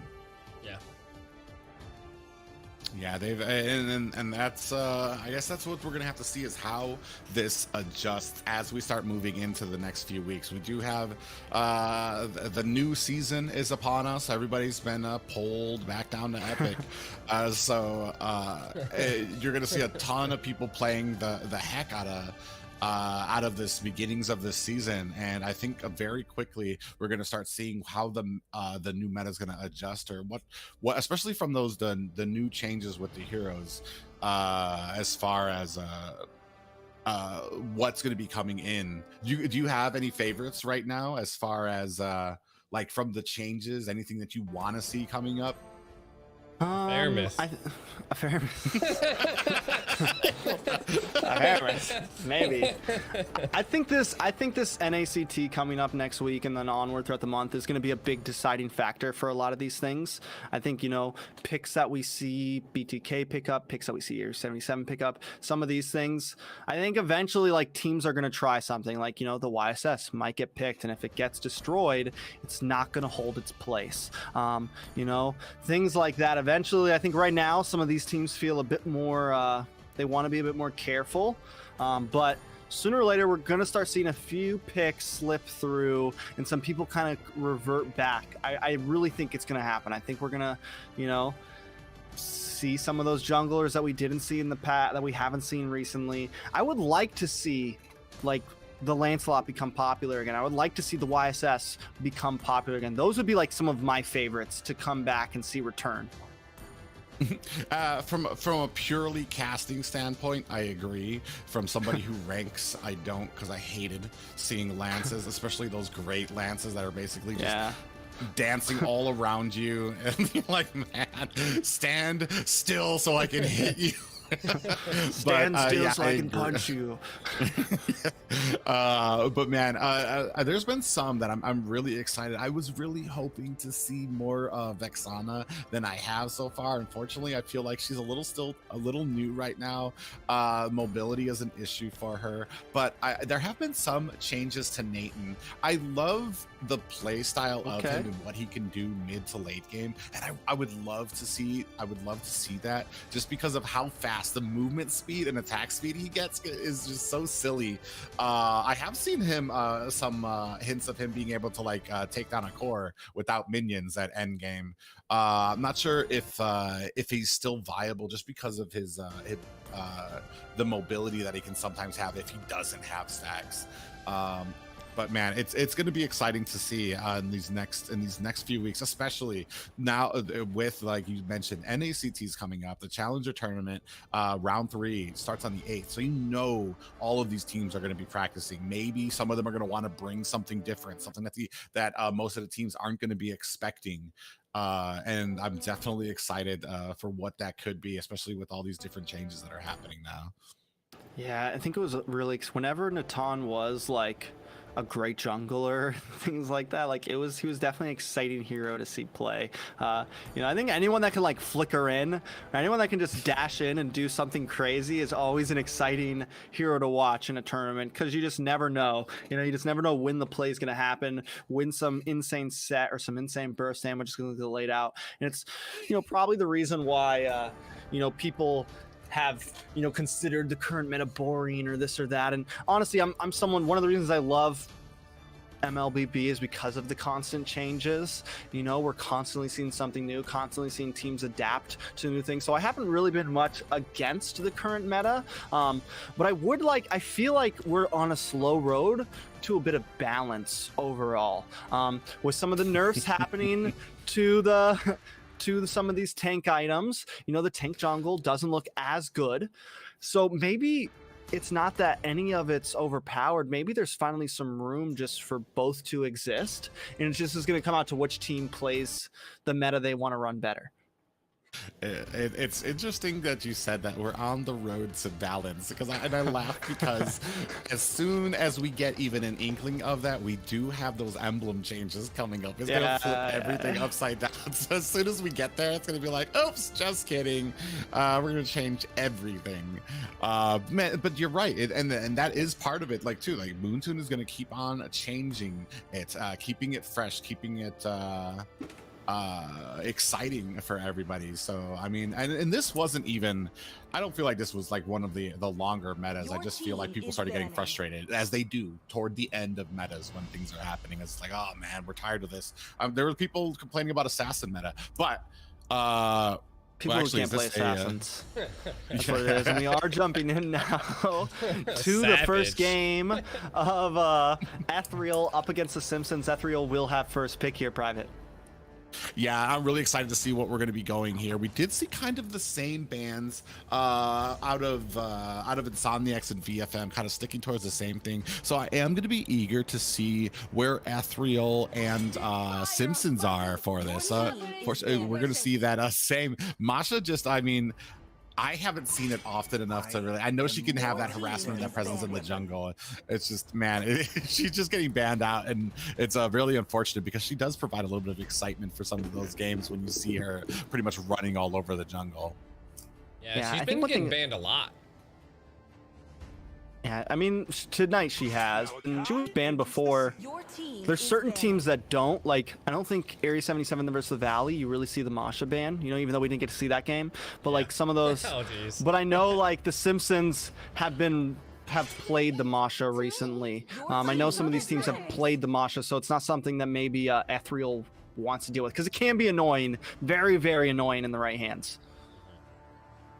Yeah, we do see that Akai ban, as well as the Walmart, both strong characters that do need, even though there are counters, I feel like it does kind of upset the balance of your team, because now your entire, if you do get an Akai against you, you do get a Wanwan against you, it has to be answered, and sometimes by more than one character, so it does upset your comp enough. So it's just a little better to go ahead and ban those out. Yeah, I think it's a good idea. my question is, what is Ethereal planning here? Like, so I always get weird when I see like first pick you ban out the Akai, right? And I'm like, okay, so what are they? It means they're prioing something here, right? They're prioing like first pick should always prio something up front because they're gonna have first pick. So I guess we're about to see now, but with the Akai taken out, the Valentina taken out, you know, they took off some of those really heavy hitters against themselves, I feel. I'm trying to contemplate here. I mean, maybe a Karina? We haven't seen her play quite often. Unfortunately, I feel like a first pick Karina would probably spell doom. She does get countered pretty heavily by Balmond. So, I mean, if I would have had to go, it probably would have been Balmond.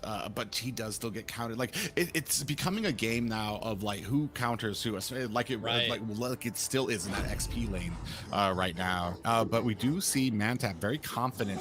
And probably one of the better XP laners that we've seen here in the squad league, especially with his variety of characters, the Masha, which has gotten banned out, Uranus as well. Now we're going to see him today on this Thamus and see how well it works into, or what Ethereal can maybe do to kind of counter that. Your team is Cassandra also picking up the Cecilion. We've seen her on it.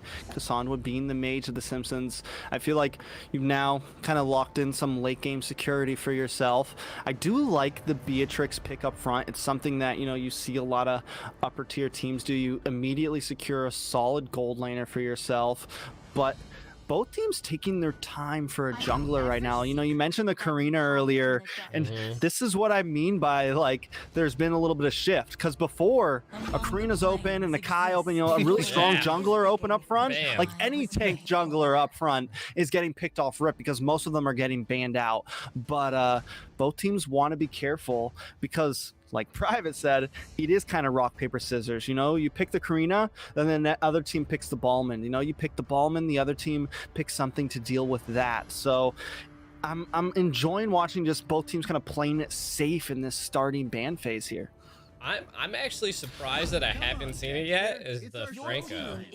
Yeah. Like, oh my god. I mean, that was such a total key overlook. Pick. Yeah. That. I mean. Again, we know his win rate. I mean, this might be the time that if you're like, I would ban it. I mean, both teams need, I want to say, roughly a tank, because we know Mantap's going to be in the XP lane. Easy comfort pick. Got rid of that Karina. Come on. What? Nani? Nani? I mean, the old razzle dazzle to confuse the enemy. Threw a shiny rock out there. Yeah. Amon really, I mean, I'm not even sure if he's even been picked. This is his first ban. This is his first ban. This is our first time seeing that picture on screen. This is our first time. I think this is just an attempt by Ethereal to mess up my stat sheets. Maybe, I mean, it could just be something like, because both teams do essentially need the same picks right now, right? Yeah. So maybe it's like, okay, we don't want to lose anything for our tank. We don't want to lose anything for our, just, you know, buying space for themselves. And Natalia getting banned out now. A solid, we want to make sure we protect Cassandra, and Natalia could be an answer to the Cecilion.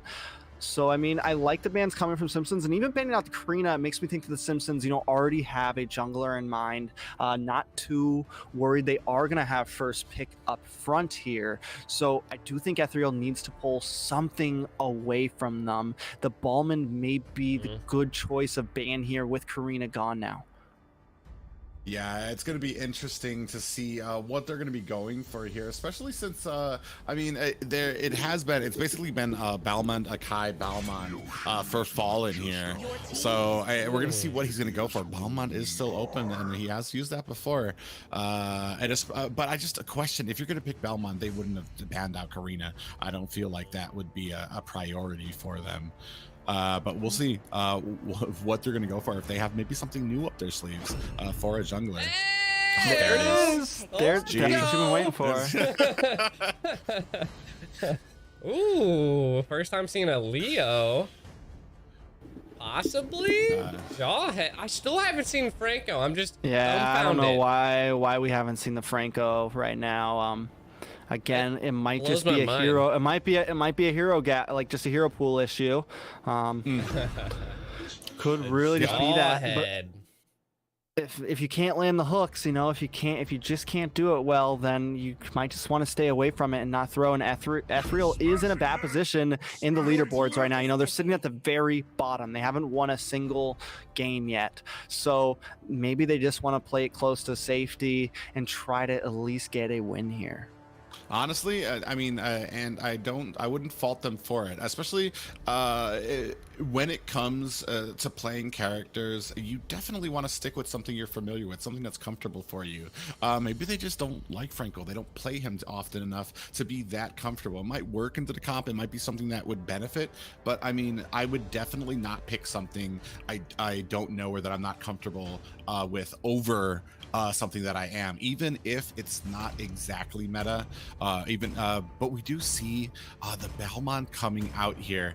I like Balmonds, and I like the damage, but we're gonna see how well. We definitely need to see objectives. We need to play to our strengths, does Ethereal here, to be able to take this game. Balmond does have that that lethal counter and retry he's able to do, so he can get those objectives definitely away from Benedetta, who's not going to be able to out damage him at those. So we're going to see how well Ethereal can play that, but as we start getting more into the late game, that cult altar from Faramis, I know G's excited to see it. I was about to say, I mean, if I had a pick here, it'd be the Simpsons. I don't know the Faramis yet. I don't know how it's going to hold up. We'll have to see. These are the moments that I was talking about of what new metas will be set with this change. A lot of people are saying the Faramis works. A lot of people are saying it does not. But only these competitive games are really going to tell us the truth here. Yeah, and we're going to be starting it off here. It's going to be Ethereal taking on the Simpsons, game 1 in our last series of the night for the Squad League, and I am excited to see it. Definitely very excited here. A little bit of a, trading lanes. Does look like the Simpsons are going to clear that mid wave a little bit faster, but both teams definitely going to play it safe. I mean, Cassandra with the Sicilian has going to have some late game capabilities, and I don't think we're going to see the Simpsons play too aggressive in the beginning. Yeah, interestingly enough, M-Boy decided to go, or Zia's Fave went ahead and helped to clear out. They are having fast rotations with that damage from that early game damage from Jawhead, able to go ahead and clear that red buff. So they're going to have rotations and maybe an early gank here that will surprise Cold World. Yeah. I love the fact that M-Boy... Go. If I had to pick, like, targeting someone, Cold World. Definitely Cold World. Get him out. Take out that Claude. You got a little bit of a tankier pick on your side. I mean, you got that Jawhead, you got that Balmon, and you have Esme. So, I mean, once he gets Demon Hunter and Golden Wand, he's going to start picking up and hitting hard. Yeah, you got to be careful for Cold World. A little bit of a push up in the front. M-Boy at least able to secure his own jungle, but the fact that he has to worry about it could be a problem here. Zia's Fave misses the throw, but Sam Cutie coming around the wall now, pushing Mantap back, but the way that Mantap was just cutting that lane definitely could spell trouble. It's going to give him a lot of access into the enemy blue buff jungle, so he needs, they got to kind of keep him away. You don't want that kind of lane cutting happening this early in the game. Yeah, and interesting enough, they're not even going to try to contest this turtle, is the side of Simpsons. It looks like they're going to try to turn their priorities somewhere else, or just, they just didn't even answer it. So I assume that they would try to gank. They are kind of hiding in these bushes, maybe trying to get a little bit of a gank here. Boy going for the steals, takes the blue buff. A beautiful take from Ethereal. The throw comes onto Damien, falling Star Moon, able to cast up. Damien will be taken out. First blood goes to M-Boy, but Zia's Fave will fall next. Blazing Duet comes out, doing a little bit of chip damage, not too much though, but at least they respond to 1-for-1 trade on the map, and Mantap wants to keep going under the tower, not able to get the chase down, but it looks like they're going to try to take their blue buff this time and will succeed perfectly. So all over the map, an even trade. Yeah, I am in awe of how fast Cold World rotated for that fight. Just a great cohesion on the side of the Simpsons because they had already planned it. As soon as the turtle went down, they assumed that they were going to go ahead and try to come up for that purple, and the entire team of the Simpsons was gearing towards that. Unfortunately, it did go for a 1-for-1 chain. We do have an ejector. Nice ejector on to Damien there. Damien may not be able to get away from this. They do dash under, but they miss. Alter does come out. Able to secure Cassandra now here. Maybe going to get this final shot on to ZSFaze. ZSFaze looking very low. Cassandra with the flicker takes the kill, but M-Boy also in the backline responds with a kill for himself. Another 1-for-1 trade on the map. And there is those clutch alters. That's going to be, I think that's going to be a big stay for this match. Is those saves? It's going to be even more annoying than that heart guard that you usually get from Angela when you're trying to chase down a kill. We do see a real manipulation come down. And Tap taking a bit of damage. M-Boy able to get the kill. Sammy Cutie maybe with a little overkill, but this should secure the next turtle for Ethereal. Ethereal probably playing one of the best games I've seen them play yet this season so far. Oh yeah, honestly, I'm gonna say that Fallen. A little low, but Sandra's always here to help out. Fallen gets the kill onto M-Boy. You threw in the wrong person there. Fallen quick to respond. Yeah, unfortunately that injector, especially for Fallen, that is as somebody who's just a slippery assassin to try to lock down, and he does go ahead and collect up that turtle, but in the mid here, we got a little bit of a fight. Yeah, Sam Cutie keeps on pushing. They need to do something about Cassandra here. She is just playing these edges of these team fights so well, finding the correct positions, using those sanguine claws wonderfully. Definitely keeping my eyes on her this game. Yeah, unfortunately, I feel like some of the targets from Zia's favorite might not be some of the best choices for some of these ejectors on that Jawhead. But like, I mean, he is getting in there. He is able to get them off. So it's going to come down to target selection, and I feel that can be something that turns this game into Ethereal's favor. It could definitely be. I mean, one thing I'm not crazy about the Benedetta jungle. It hasn't really impressed me recently, but Fallen's doing a good job with it right now, and it is looking a bit better. In comes a Blazing Duet. Still not enough damage, but Zia will be brought pretty low. Ejector, maybe a little too deep, but the world manipulation does come out. M-Boy diving under the tower, but not able to connect, but they will keep on pushing in. Will they defend this push? Fallen and Cassandra are coming around the side. Fallen trying to force the engage. Cassandra uses that Feast of Bats, able to get the kill onto Zia's fave, and M-Boy push back. Cold World dives under the tower. The altar does come up, but Cold World will go down to that sniper shot to the face. Yeah, maybe a little bit. Oh no! Zigzagging for her life. Oh man, they are just putting some pressure down. Will they be able to escape here? The Sanguine comes in, and Ash Cutie does finally go down. Yeah, I was gonna say maybe a little bit of a miscommunication there, as the altar did come out, but left Simpsons kind of under the tower, where M-Boy was able to get that lethal counter to go ahead and take them down. Definitely. I mean, we're looking like the Simpsons are kind of scaling up here, but I wouldn't completely count it out for the side of Ethereal just yet. Lord is on the field now. M-Boy should be able to take this with this lethal counter. Will he be able to take it? He does take the next turtle of the game. We're 1-1. The fight is pursuing, though. Real world manipulation is able to take out Fallen. Man tap, maybe next. A nice throw. M-Boy keeps on pushing in, able to get another one into his hands. And for once, we're seeing the Simpsons pushed out of that turtle pit. Yeah, with the turtle pick and then that real world manipulation come down, just a beautiful engagement by M-Boy to go ahead and take down two members of the Simpsons. And those are the type of engagements we're going to need to see. And then especially with the ejector, was able to kind of help in there as well. So, I mean, if they can keep on playing games like that, if they can keep on being a little bit more patient with their real world manipulations there, I feel like this game can start slipping into their favor. Yeah, looking at these items, gee, I'm wondering, you know, how long do you think it's going to take? Right now, we're looking at Beatrix pretty far behind. I'm wondering what she can do to keep up with this Claude right now. Claude's already kind of switched lanes, so it'd be more of trying to keep up with Mantap here now, which could be spelling trouble, but we got some engagement possibly in this top lane here, T-Rex. Yeah, and they are able to take another tower. So even though Ethereal gets the turtle, Insomniac's still focusing on these objectives in these off lanes. Yeah, and this is what I was also talking about, is that the Claude finally did pick up the golden wand or the golden staff and the demon, or the demon hunter. So I'm gonna be popping off here soon. The one thing I haven't really seen though is that Esme just hasn't been in many of the team fights. So I think that could be one of the downfalls, is that she's just not able to clear the lane fast enough against Mantap.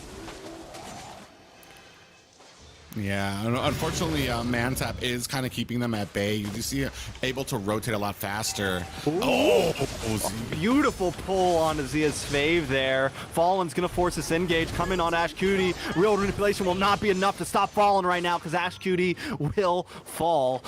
Look, there's the Esme. Anyway, oh, Blazing Duet comes in. Iceman Goy is taken out. Esme into this back line, wants to try to get the kill on a Damien, but not quite able to finish it. And the burst from Cassandra was just too much at this point for Sam Cutie to stick around. Lord now on the field, and the Simpsons do not want to wait. They take that Lord, and they're going to try to end this game early, I think. yeah, unfortunately, with Zia's favorite getting caught there, it did force Ethereal into a position they didn't want. You forced out the early engagement from Ash Cutie, and she had to pull down that real-world manipulation, which made her a sitting duck for Fallen to come in and be able to take her down. And that's what you want to avoid. Is you want to avoid making yourself a liability to your team with some of these engagements, because I mean, once it happens, it's a domino effect of your people getting put in positions that they don't want to be.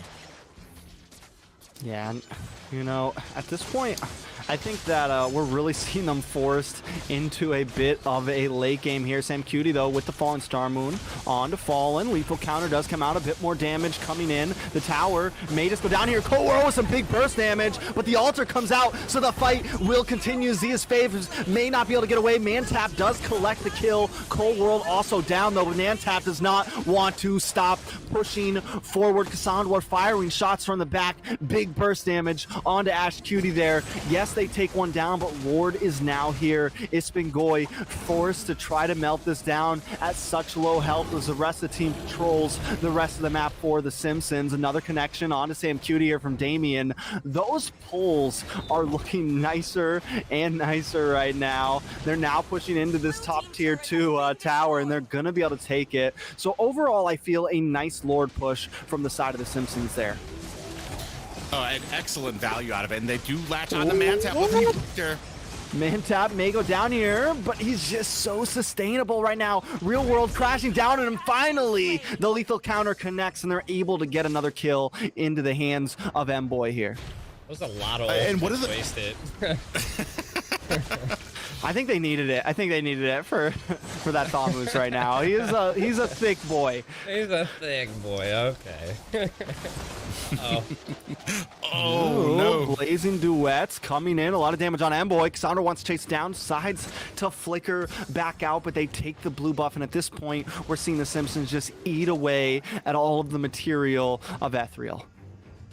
Yeah, and one of the pluses for this for Rammus is his ability to pull. Now when he goes into that phantom form, oh, we do have an engagement here. Oh, a nice pick on Cassandra. Finally, the first kill. Alter does come out, followed up by real manipulation from the side of Ethereal. Zia's fave maybe going a bit too deep there, but they are able to at least push them back. So a wonderful play from the side of Ethereal. Maybe finally hitting a bit of a spike here. Sam Cutie finally being able to take a bit of damage up in the front. Damien pulling her back in. Mantap holding the front, but Blazing Duet does come in, forcing Espengoy away. He does not want to keep pushing, but M-Boy in the back will also be taken out. A 2-for-1 trade on the map. Make that 3, make that 4. Sam Cutie now all alone in Fallen. Will try to chase her down. Lord back on the map. This is going to give Simpsons the chance to possibly end the game here.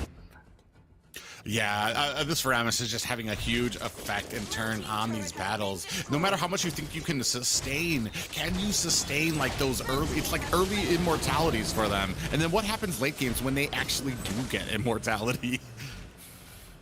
Yeah, it's definitely tough. And I mean, what I can say is even when like for a second it looked like the Simpsons were losing that team fight there, and they were able to kind of fall back, and maybe Sam Cutie shouldn't have pushed in. Maybe you should have just taken your win as in you got your jungle back and not pushed back too hard, because they are still behind, and it's not a small gold lead. We're talking 7,000 gold here.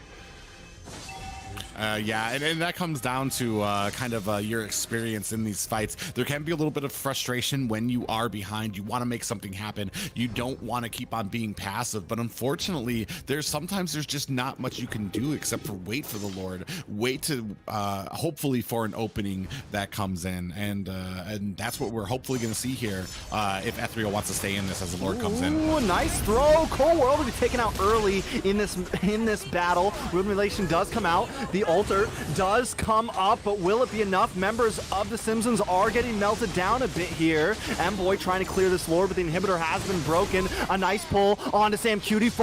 Fallen, cleaning up, able to get the double, maybe going for the triple, but Mboy responds back with the lethal counter and gets a kill. 2 for 3 on the map. Lord still up as Cassandra fires shots from the back line. Mboy just trying to defend the base with all that he can, and they will defend this push. Cutie taking too much damage. Maybe I called it too soon because Cassandra is just racking things up. Finally, though, the ejector comes in on the right target, and Cassandra's thrown into the Nexus as Mboy collects the kill for himself. Mboy and Zia definitely doing a good job here in these defenses. We're finally seeing some nice throws, some nice picks on the targets that he needs to do it on. Yeah, and ejecting them back into Mboy where they're met with a lethal counter to put them to sleep. It's actually like poetry in motion. Unfortunately, right now this is not the point. We should have seen it a little bit earlier, because right now they're so far behind that it's not making too big of a dent into the Simpsons engagements here. Yeah, I mean, they should have just maybe slow played it a bit more, not tried to, really just kind of play the disengages. Even if you had to give up a tower or two in the early game, it would have been okay, because they would have hit this slight spike. Like, Zia's finally tanky enough to sit there and make those ejector plays. In the early game, we're seeing Zia just go in and immediately get destroyed. Sam Cutie now also forced to play back. Lord will be up in 17 seconds. Does Ethereal try to contest this one? I honestly, you get torn between we need to make something happen here and let's just play it safe and hope for them to make a mistake. But I mean, Simpsons haven't made a mistake really too much yet. Oh, Zia's favorite gets pulled all the way. Just being able to pull over those walls is such a huge boy. Oh, so close. That was close. Mboy did try, and I respect it. Immortality pops, but Mboy may just go down here trying to run away up in the top. He does get taken out from Fallen, but the rest of the team now pushing in. Zia's Fave forced to go back to base. Minions trying to lock on. Ash Cutie caught up from Cassandra. Real come out, but the shield won't be enough. Cassandra gets the kill. Sam Cutie also trying to make a play, but instantly melted down. A nice throw from Zia's Fave, but still not enough. The base will fall, and Ethereal will fall along with it. 1-0 for the Simpsons. Yeah, what a great game played by the Simpsons. Unfortunately, even with that last engagement, I mean, you said it, like, I respect the effort of trying. The only thing I would have maybe done different is the rest of the team kind of participate at the front of that too. Create the distraction for Mboy to kind of come in there. I mean, but honestly, would it have made a difference? Probably not, but you kind of want to be on the same page there, because when you're that far behind, I mean, it becomes to a point where do we want to lose this? Do we want to lose this in the base, or do we want to lose it at the Lord? And unfortunately, Mboy tried, got taken out, didn't. But man, a great game by the Simpsons, and we are seeing kind of the strengths of that Faramis, especially in these games with these engagements. Not just the engagements, not just that altar, but the ability to take that phantom form and go through walls and drag somebody with you onto the other side. It's almost like a Franco hook. in a way. There's nowhere safe. Because, like, even you think you flicker away, right? Or you think you're, like, safe on the other side of this wall, but he's just like, I can walk through this. Like, I'm going to get you if you're close to me. So definitely something to keep our eyes there. Someone I got to point out, Fallen. You know, we haven't seen Benny do too great, but 10-2-4, man, definitely played a wonderful game there on the Benedetta. Not only that, but we got to look at the items. Damage build. Damage build jungle, so definitely a pleasure to watch that game. Definitely, and even against Emboy, even against some of the tankier people, Sam Cutie, some of these bulkier heroes that we normally see last long, like G was saying earlier, were just shredded down. Now, is it because there's a skill gap? Is it those things? Only time will tell as we move forward through more and more games, but we're starting to see some traces of it, right? 100%. Yeah. Oh, well, I mean, and I really, really like the plans. We saw little shades of it. Mboy and Zia's favorite being able to ejector some of those good targets back into Mboy, where he finished them off with the lethal counter, and that was so good. And especially with the setups by Eve. Unfortunately, there were those little mistakes, especially with the aggression early game from Jawhead. Put himself in a few hairy situations, didn't even die to all of them. Unfortunately, though, when he did force his team to try to support his disengagements, and sometimes those didn't really pan out for his teammates. We did see a couple of times there Eve tried to throw down that real world manipulation to kind of cover his escape, and ended up getting caught themselves as well while they have to stay stationary there. So I guess the question is, right, do we see Simpsons pick up the Pharaohs again, G? I hope. I just want to say that he has a 100% win rate in the league. You know, I don't even need Private to do the stats right now. You know, he did make a great opening debut. I will say that, and that's something you always want to see, right? It's something always exciting to see when a hero comes back and someone picks him in an event and he gets the win. So he's got a good start. Will it stay up? You know, maybe Ethereal bans it? I don't know. Maybe. I mean, also another thing, the Franco snuck in last time, so maybe Franco comes into this one? Your team is banning. I think they really missed out by not picking the Franco last game. Ethereal should have locked that in, I feel like. I would have thought of Franco. I mean, maybe not an XP laner, but I felt like Franco would have been a little bit better of a pick compared to having to deal with a Jawhead pick. But hey. I've been wondering if the Franco suppression, is he able to target Faramis when he is in that phantom form? I don't know. I mean, I feel like he should. Like, suppression trumps all, right? Yeah. Like, I don't think there's a single hero that has a skill, except for, like, Akai's spin. And even that, the only real reason I feel like is because you get knocked away. Like, Akai can still get knocked up when he's in spin form. If it's, like, a ranged knock-up, like Julian's knock-up still knocks him up while spinning. So, like, I just feel like suppression essentially beats everything. It's suppression. So it's a good question, but I'm pretty sure it should. Well, the only reason I ask is because Black Dragon doesn't get countered by suppression. Yeah. And I'm wondering what you can do if you do see that Faramis on the other side, because honestly, either you're gonna assume you're gonna have to basically take down 10 enemies, or you're gonna need to take down that Faramis early before you can engage. Something just came into my head. I'm imagining a giant black dragon flying through the air and just getting frozen. It's like midair just gets frozen. That's why. It would look really weird. Like, he would just be stuck still in his black dragon form. Or Franco's just like latched onto him, just beating him down, you know, while it's still flying. Following him, yeah. Hold on. So one thing I gotta say from The Simpsons, though, as we jump into these bans, right? I feel like the way I'm looking at their bans right now, and I like it. Like, the thought moves, you think, like, why are they banning that? Why are they banning? Like, they're banning what you would see, like, well, no, they're banning second pick bans. You know, they're leaving themselves some prios. and they don't want to prio the EXP lane, I got a feeling. So they're like, all right, so like if we prio a jungler, right? About. If we prio a mage, then they stop Ethereal from getting a very powerful EXP laner, you know, because those are normally the fire backs we see. You know, we see like the Xavier get picked up, or we see something get picked up. You know, maybe your Kai gets picked up, and we see the enemy team immediately respond back with like a really OP EXP laner and a really overpowered mage. You know what I'm saying? So they're taking some of those off the map right now. Are they thinking maybe Esme first pick? That's the only thing I could possibly think here with a Dairoth ban. And that Esme, they don't want to deal with the Thamaz on the side lane. So, I mean, that's 2 side laners banned. Has to be an Esme.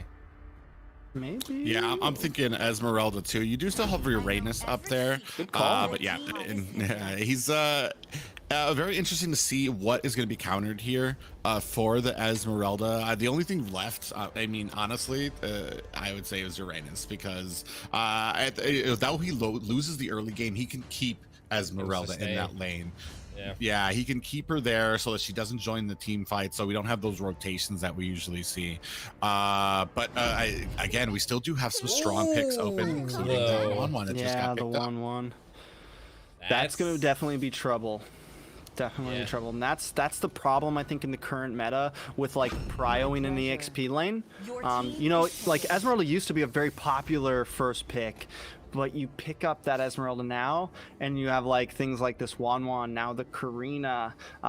Those are strong picks for Ethereal right now. Yeah, I mean, what I would like to see from the Simpsons right now would be a Natalia. You know, like one of the hardest things, a Natalia roam to counter that Wanwan. I know it's not something we normally see, but maybe. Ooh. Well, it's I've been waiting for this. Private didn't sound so sure about that. I was a little worried for Wanwan, because I was gonna say it's going to be a battle of if Ethereal can protect Wanwan in that early game. But yeah, when you're going against the Lance, you're gonna have a tough job of trying to protect her, because he's nothing's gonna stop him from getting to that back line, and it's gonna come down to how well that Wanwan is played to be able to get away from the abilities of Fallen on this Lance. Yeah, we just saw Fallen go real damage based on the Benedetta, so I got a feeling the Simpsons feel pretty comfortable. Like they don't feel forced into the tank meta. You know, they feel like, all right, we can pick up a damage dealer jungle, and I think it is a great answer not only to this Wanwan, but now the Sicilian as well. And not only that, but they also lock in the Lunox like as a response to the tank Karina, right? Like we're gonna have some nice burst damage for these tanks in the end game. I'm really liking the Simpsons lineup, and I know what you're laughing at, the Faramis band. A lot of one game is all it took, and the respect is there. That's what I want to say. He's good. I used him last night. Yeah, I know. A few weeks ago, or yeah, I want to say like 2 weeks ago, I would have thought that this was going to be a tank Lance, but I'm pretty confident that, especially with how that Benedetta was played last game, that this is probably going to be a damaged Lance, and we're going to see a lot of dancing around here. Unfortunately, right now, there it is. Good. Finally. I was about to say, I don't see too much early game, except for Karina, and I want to see something that can try to harass, that can try to upset the Simpsons early and give them a little bit of harassment in their jungle. And there it is. We got the Franco pick out there, but who's gonna be their tank, though? Yeah. I mean, the problem is, I think they should have banned the Franco instead of that Lolita, right? But you know, maybe they have a plan, because that could be a huge problem for Lance when he comes in, especially because Franco can just stay in the ball of his team. He doesn't have to, you know, he doesn't have to leave his team ever if he doesn't want to. You know, so I got a feeling we're gonna really just see kind of more of a snowball-y, you know, a Ube strat coming from Ethereal here. Everyone kind of grouped up, trying to get pulls in and just rolling across the map. As you say that, you have the perfect counter for grouped up teams. Yeah. That Atlas, and here it comes. We're gonna see hopefully this is going to be a damage to Rizla. I definitely want to see how that's going to perform against Esmeralda. I feel like in the early game he absolutely dominates her, but he does fall off quick and hard, and it's going to come down to how the support and rotations come from Ethereal.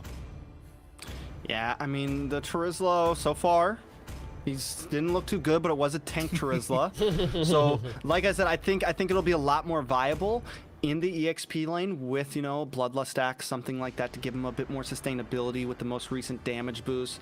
But we will see how this goes. I like both teams. I'm excited for the game. You know, I think it's going to really be kind of a mechanical showdown here. Yeah, not just a mechanical showdown. I'm excited because there's something different in here right now. At least with the Lance and the Charizla. I love. It's shades of things that I want to start seeing more of. Is just more versatility on these compositions. Most definitely, and as we see things kind of shaping up, you know, you mentioned the Charizla winning out in the early game. It looks like Esmeralda doesn't even want to go for the lane cut, doesn't even really want to deal with him, and normally you don't see heroes like Charizla lane cut, especially against an Esmeralda. You know, normally it's the Esmeralda lane cutting. Yeah, and it is going to allow him to rotate a lot faster. But like I said, that movement speed, it's almost a waste to kind of go down there. It takes him like a good entire journey to get up here to the top. And then look, nothing's there. Dude's like a snail. Something could have been. I mean, maybe. Now he has to go back though, because Esme did another cut, so. Maybe. Who knows? Private. Because he is fave here, though, sitting in this bush. Might see a possible hook. Ash Cutie coming to back up. Cole World smells something in the air. He knows something's fishy. Stays under the tower, keeping it safe. He knows. He's just like, I'm not going out there right now. I know what you guys are planning here. Especially because, and this is what I mean, like, you know, I'm guessing there's some community, like, no one has eyes on Franco right now. So it's like, hey, stay safe up there, Cole World. We know something's coming. M-Boy able to steal away that gold crab and move into the enemy jungle. Yeah, and that's those senses that you do need, that map awareness that lets you know Franco isn't up there, or even what's it called, is Monwan getting a little eager up there, you know, like something's up. She should not be this aggressive towards me. And we do see more lane cutting and a little bit of pitter patter there in the mid lane. Yeah, they do want to keep pushing, but still nothing too major. But here comes Man Tap, rotating up. Turtle is up, though. Sam Cutie ready for the play. Big stun, though, on Azia's fave. But the Sanguine Claw is able to pull back Cassandra, but still able to get the kill on Franco. And this is where the Simpsons are going to push in.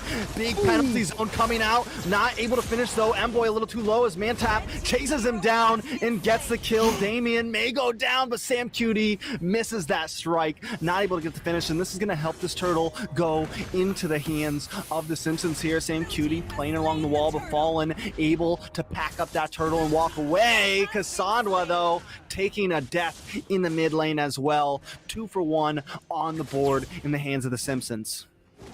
Yeah, unfortunately, oh god, Sam Cutie actually might be in a little bit of trouble here. Yeah, Thorn Rose almost gets the finish. And, you know, he is kind of slow overall, but I feel like in some of those team fights, that speed boost that he gets from the first skill is enough sometimes for the disengage.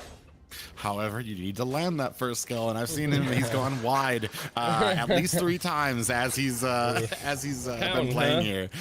Yeah, well, I want to see.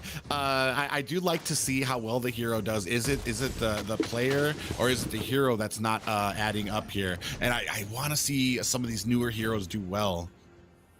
Yeah, so I mean, hopefully they've been putting in their practice, right? Hopefully they've been practicing aiming those first skills, because if not, it's true, you're kind of like a sitting duck there. And even the ultimate, you know, if you're not landing at the right time, just like any skill, you know, just like any big skill-based hero, it's going to be the same thing for Atlas here. He's going to need to make the plays when it counts, right? And that's always been one of the big things about Atlas is being able to land those that ultimate on the entire team, to be able to get them, or extending a little too far, as we do see with some Atlases.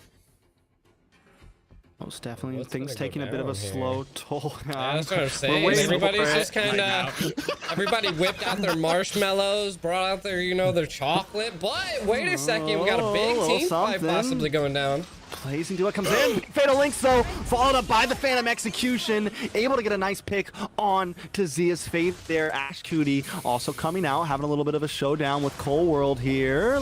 Espen Goy also playing the distance, but the Simpsons have kind of given themselves the advantage over this turtle.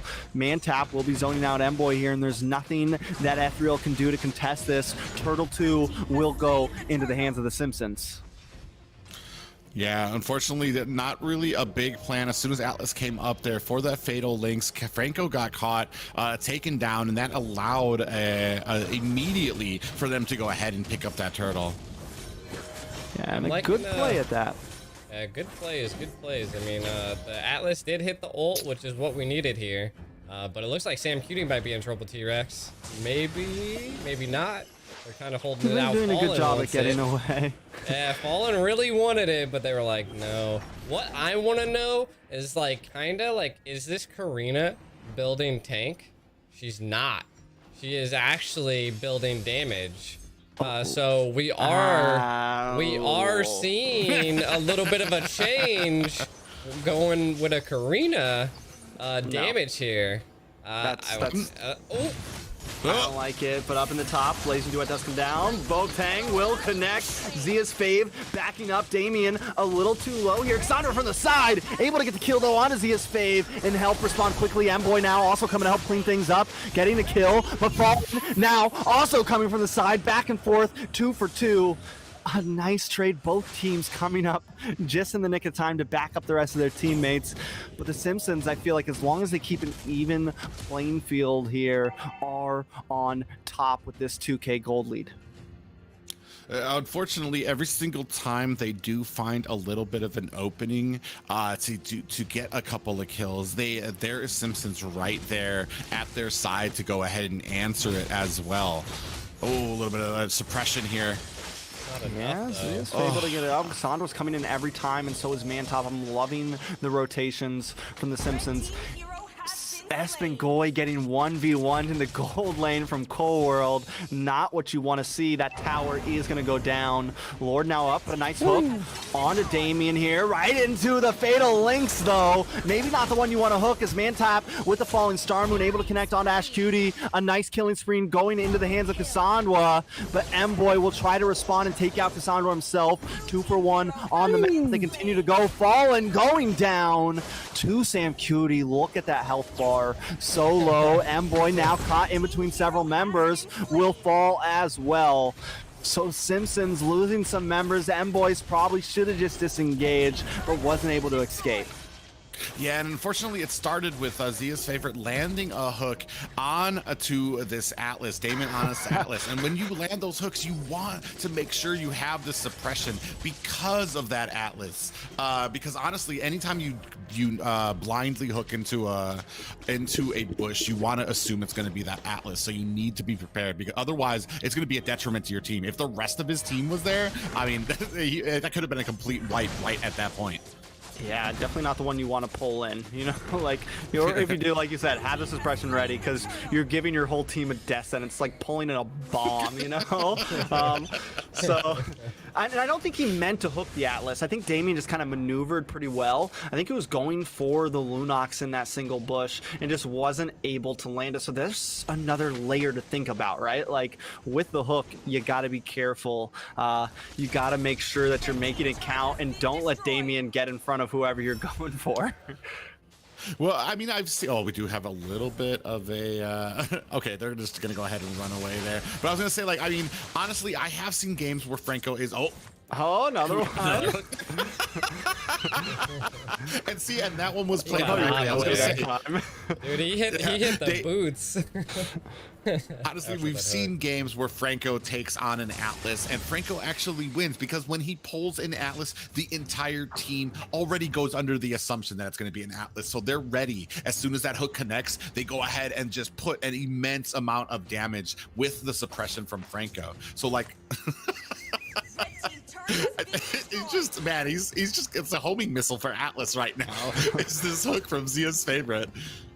Yeah, but look at all these towers going down right now. So the Simpsons are definitely controlling. I love the fact that they're not really like pressing for the fights right now. They're just kind of rotating around, taking tower by tower. They're moving up to this top down time. And I also do like the fact that Ethereal's not like forcing fights. They're letting the tower go. Another hook onto Atlas, but this time the suppression is there. But Cold World jumps around the side with the blazing duet, able to do some damage. Ismangoy responding with the bow tank, getting a double kill, make that a triple. Several members will go down.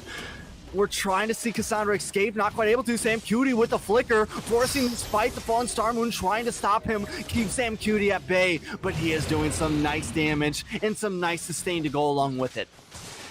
Oh, and that's what I was talking about. Be ready. Big hook, Cassandra wiped off the map. And that was what I talked about. Assume you're hooking Atlas. If you're prepared for that eventuality, it doesn't matter who you hook, you'll be able to take them down and offset a fight. And they are doing that right now and going to be able to maybe capture this Lord without much contention. Yeah, ooh, Fatal Links coming in. Looks like they want to contest. Cold World takes out Ismangoy. Damien takes out Emboy. And Fallen takes the Lord. What a response. Zia's fave will be next. Running high hills. Try to get to the bush, but Cold World is going to take that kill. And then Sam Cutie falls along with it. A full team sweep for the Simpsons. This could be the end. Not too big of death counters, but a Lord crashing in. We're going to see a big loss of material, if not the game here. That's my fault. The cursor, the caster curse. I wished that into existence apparently when I said there wasn't going to be much contention, and then that flicker ult by Damien on that Atlas, able to pick up 3 members and immediately taken down from the side of Ethereal, unfortunately. Ethereal wasn't zoning. They had no one to stop Damien. They were all grouped up around the Lord, and they just had nothing. They didn't even know it was coming, and it was there too late. Now the Lord crashes in onto this inhibitor. Damien just kind of keeping his distance. I don't think the Simpsons want to try to finish here. They've taken enough, and they're back on the map with a huge gold lead. Yeah, and I mean, honestly, it's going to come down to, can Zia bring this Franco to another level, get some good hooks in, have his team ready to be able to capitalize on that, because I mean, they were doing fine, they're doing all right, but like I said, it's those little mistakes, not having somebody to zone out for you, or at least even getting vision for that, the fact that he was coming in, because he grabbed the entire team with those fatal links, did Atlas, and unfortunately that spelled doom for Ethereal. Right now though, we do see them kind of playing a little safe here. Probably Zia's going to be continuing to try to check these bushes. Yeah. Yeah. I mean, the Simpsons don't have to be aggressive right now. You know, they're just going to play it safe. They don't want to try. They don't want to send anyone into a Franco, and it's them playing it smart, right? Like they know that they have the advantage here. They know that Ethereal has to come to them, but I may have spoke too soon. They have the conceal play coming in, misses the fatal links, and that could be bad for the Simpsons here. You wasted a huge ult. Zia's fave flickers in, suppression on Cassandra, and everyone collapses. Cassandra at the map of Lazy Duet coming around the back, trying to lock onto Ash Cutie here. Will you get the finish? Zia's fave trying to help out. Cold World with the pick, but Boa Tang locks in, and Wind of Nature helps guide you to safety. A beautiful flicker back right into the hands of Emboy, and you're taken off the map. A nice play and a miscalculation though from Damien, wasting that fatal links. But I love that Ethereal was ready as soon as that missed. They jumped and they pounced on it, and I love that type of action from a team, especially a new team that still has to get kind of the little bit of experience that they need. But the fact that they were ready and able to counter says so much about their growth right now. And we do have Lord up now. Damien once again playing the distance, maybe looking for the sets. Fatal Links does come in. Cassandra with the Ruby DD, able to do a little bit of damage, but not enough, because Boa Tang is ready to go. I gotta give it to Ismangoy right now. Just completely slaughtering Emboy, does get the kill, but the Phantom Execution takes him out. Man tap maybe next, but Cold World able to help keep them at bay with the Blazing Duet, dodges the hook. Lord still up, Fallen now. Ismangoy with the beautiful puncture through, and now Lord may go into the hands of the Simpsons here. Just that, when you that was thought a you were beautiful safe. dash. Dash, that was like 4 dashes into Wan Wan, who never even Found saw his it target coming. so quickly. Beautiful plays from both sides. I mean, and just the back and forth. But the thing is the Simpsons keep on coming out on top. Second Lord of the game, going to them. It's definitely a rough spot for Ethereal here. Yeah, unfortunately not able to kind of fend off some of these attacks right now. So it's basically kind of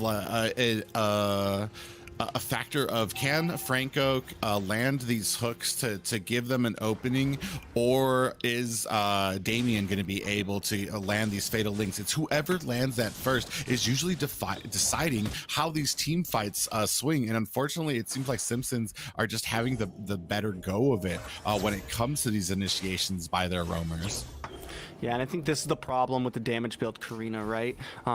It doesn't matter if they have a Lunox, it doesn't matter if they have this Claude that can shred down taking things. The damage Karina just does not currently belong, I don't think. She's too up front, but a bit of an engage at the top. Lord quickly melted down. Nice flicker poke coming onto them, but quickly responded back with that fatal links. This could be rough. Fallen able to get a couple kills. Sam Cutie also coming in. We're seeing a bit of a blow back and forth. Sam Cutie does not go down, but he finally does with the immortality still there. Mantap trying to fall in Star Moon onto him, but not able to connect. And now Mantap's immortality go down as well, but Ash Cutie will be able to finish that.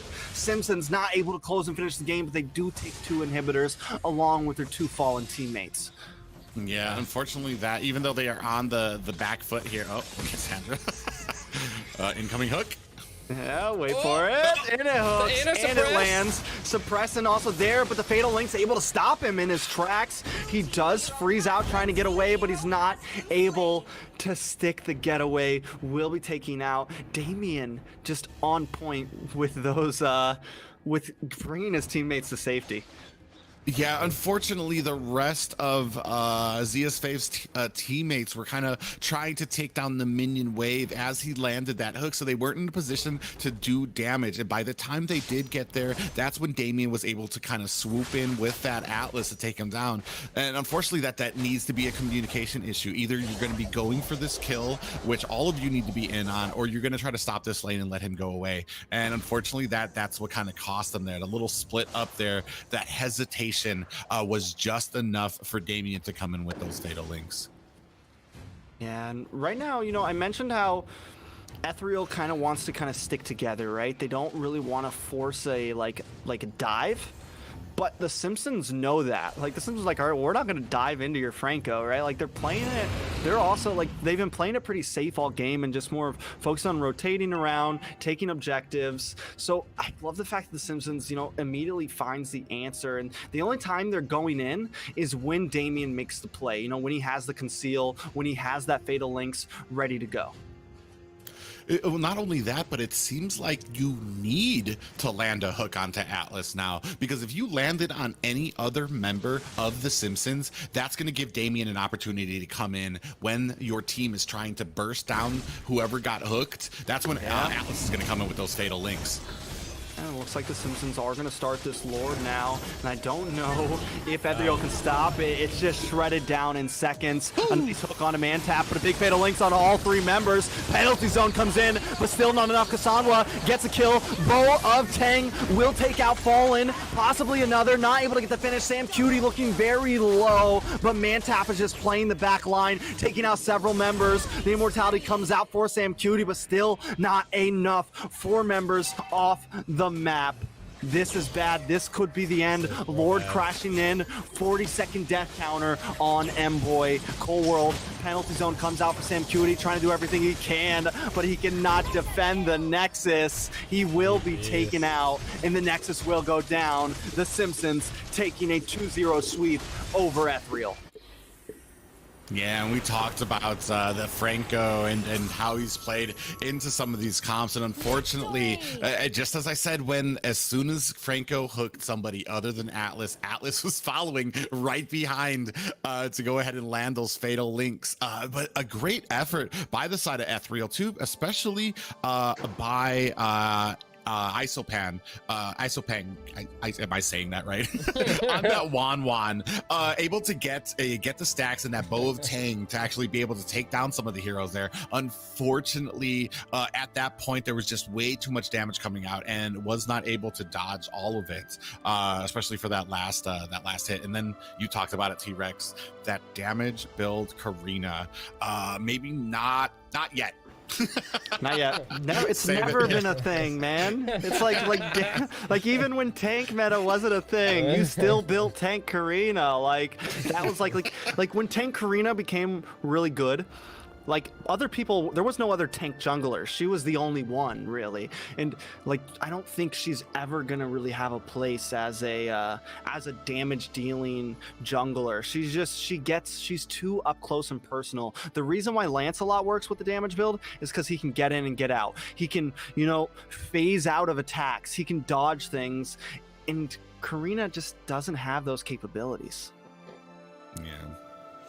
Unfortunately, yeah, just a very well played game. And this is Atlas is such a he has just so much issues to be dealing with him when you're dealing with those fatal links and the CC that he provides, especially when it comes to a Franco. Unfortunately, I feel like they did learn towards there was a little bit of an adjustment period for Ethereal when they would accidentally hook Atlas, Damien on that Atlas, and he would be able to get those fatal links right away. Then they started adjusting, but maybe a little bit too slow to be able. They were able to take down Atlas, but then the teams adjusted again, and now Atlas no longer wanted to be the target. He was no longer blocking his teammates because his teammates getting hooked meant that he was open to go ahead and dive in on the team, and it left an opening for Ethereal to get taken out. So I mean, great reaction from the Simpsons and adjustments by them, and unfortunately Ethereal,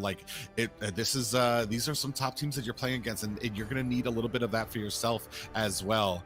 I guess the prognosis they held out pretty well though. Yeah, I mean, they definitely. I think they played better than what we've seen them play in the past. Like we are seeing some growth definitely there at least. Yeah.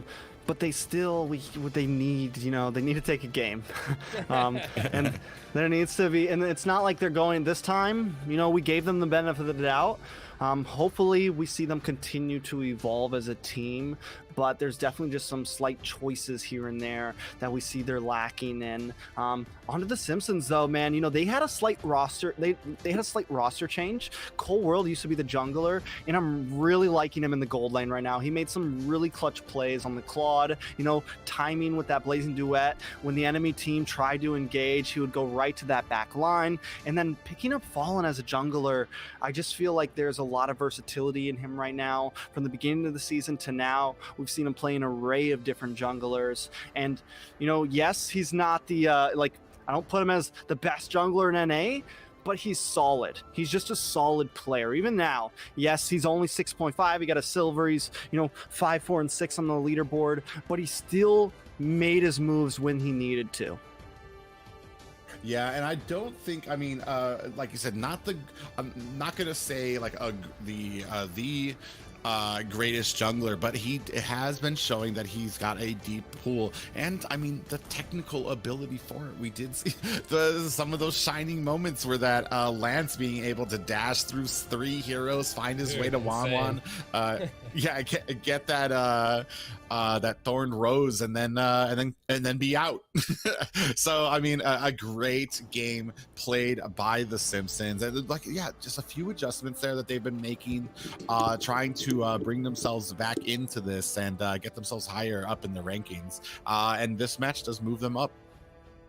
Yeah, it definitely is going to help. The Simpsons now, they were sitting at number 9 slot, right? With this win, they just took a big bump. They're now sitting in playoffs range. They've got 6 points. They're sitting at spot 5, right above Team Sexy and New Wave even. They've definitely put themselves back in the game. 2 wins, 2 losses. If they can pull some more wins, they can secure their first time ever in playoffs. They were actually a team that had to...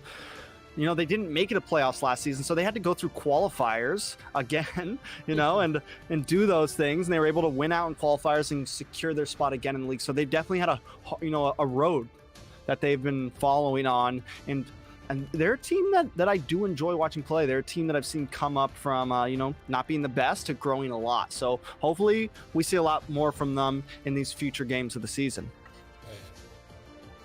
Yeah, and unfortunately, like we were talking about earlier, Ethereal took the loss, but man, some wide improvements today from what I've seen from them before, especially with their reaction times to some openings that they saw. As soon as we saw that Atlas missed an ult, they were right there to go ahead and capitalize on it. Some of the early fights they were taking, they were very much taking it to the Simpsons. So man, it just takes that training, and they'll be getting up there soon. Yeah, I mean, we definitely have a lot in store, and I'm definitely excited to see how things continue. Sadly, the NASL will be taking a break for the next 4 weeks, 4 or 5 weeks. I know. To those, we've been seeing everyone ask in the chat. Trust me, this is not the NACT. Though all of these teams are competing in the NACT, a lot of them were automatically invited to the NACT because of their constant playing in these events and such as. So we will be taking a break starting next week. The NACT will be starting next week. The NACT will be starting July 8th. That is going to be streamed on the Mobile Legends North American channel. You can just YouTube search Mobile Legends North America. It should be the first channel that pops up. All of us will be casting on that event, and then right after NACT ends, we will be finishing up the second half of this season. Yeah, I was about to say, not only will you be seeing these same teams in the Challenger tournament, but these same beautiful casters will be there as well. So it's easy. I can understand them getting confused, because it's going to be, we're going to be there as well, rooting on our favorite teams that we don't have because we're not biased casters. I don't have a favorite team. What are you saying, Private? Why are you giving these guys, like, Just let you guys know, Private's favorite team is First Blood. My favorite team is Faramis. No, I'm joking. Faramis Epic Skin? That team? Yeah. Remember that? Yes. No one else does, so the joke completely gets lost on the whole chat. It is. Oh. Anyways, we are coming to a close, guys. Thank you to all the viewers and everyone that has been supporting. It's muchly appreciated. Definitely. Yeah, like he was saying, man, this is we do run right now on those likes and subscriptions, guys. Make sure to tell your friends, let them know that we are here, because like the viewership that you guys have already been giving is heartwarming. It's been to the point that like we're pretty much getting more viewership sometimes than the actual Mobile Legends North American stream. So I mean, we appreciate it, and we are still growing. We are still, and like I said, it's all volunteers here, and your support means a lot to us. 100%. It means like so much, because it's really all we have right now. So when the NACT does come, make sure you guys share that stream. If you share this stream, we also appreciate it. Subscribe, all that good stuff. If you guys have any questions ever, you can join the Discord. There's a link to it in the description. It is the North American Squad League Discord. We also have TikTok, Twitter, Instagram, all that good stuff. If you want to follow the casters, just type !casters in the chat. If you want to follow the teams, they also have Instagram, so you can follow them. All you have to do is type !teams. And if you want to follow this squad league on any other platforms, you just type !links. Thank you everyone for watching. It's been an amazing night, even though we had a bit of a rough start, and we'll see you guys in the next draft. Catch you later. Yeah, see you at the NACT. Have a great weekend, guys.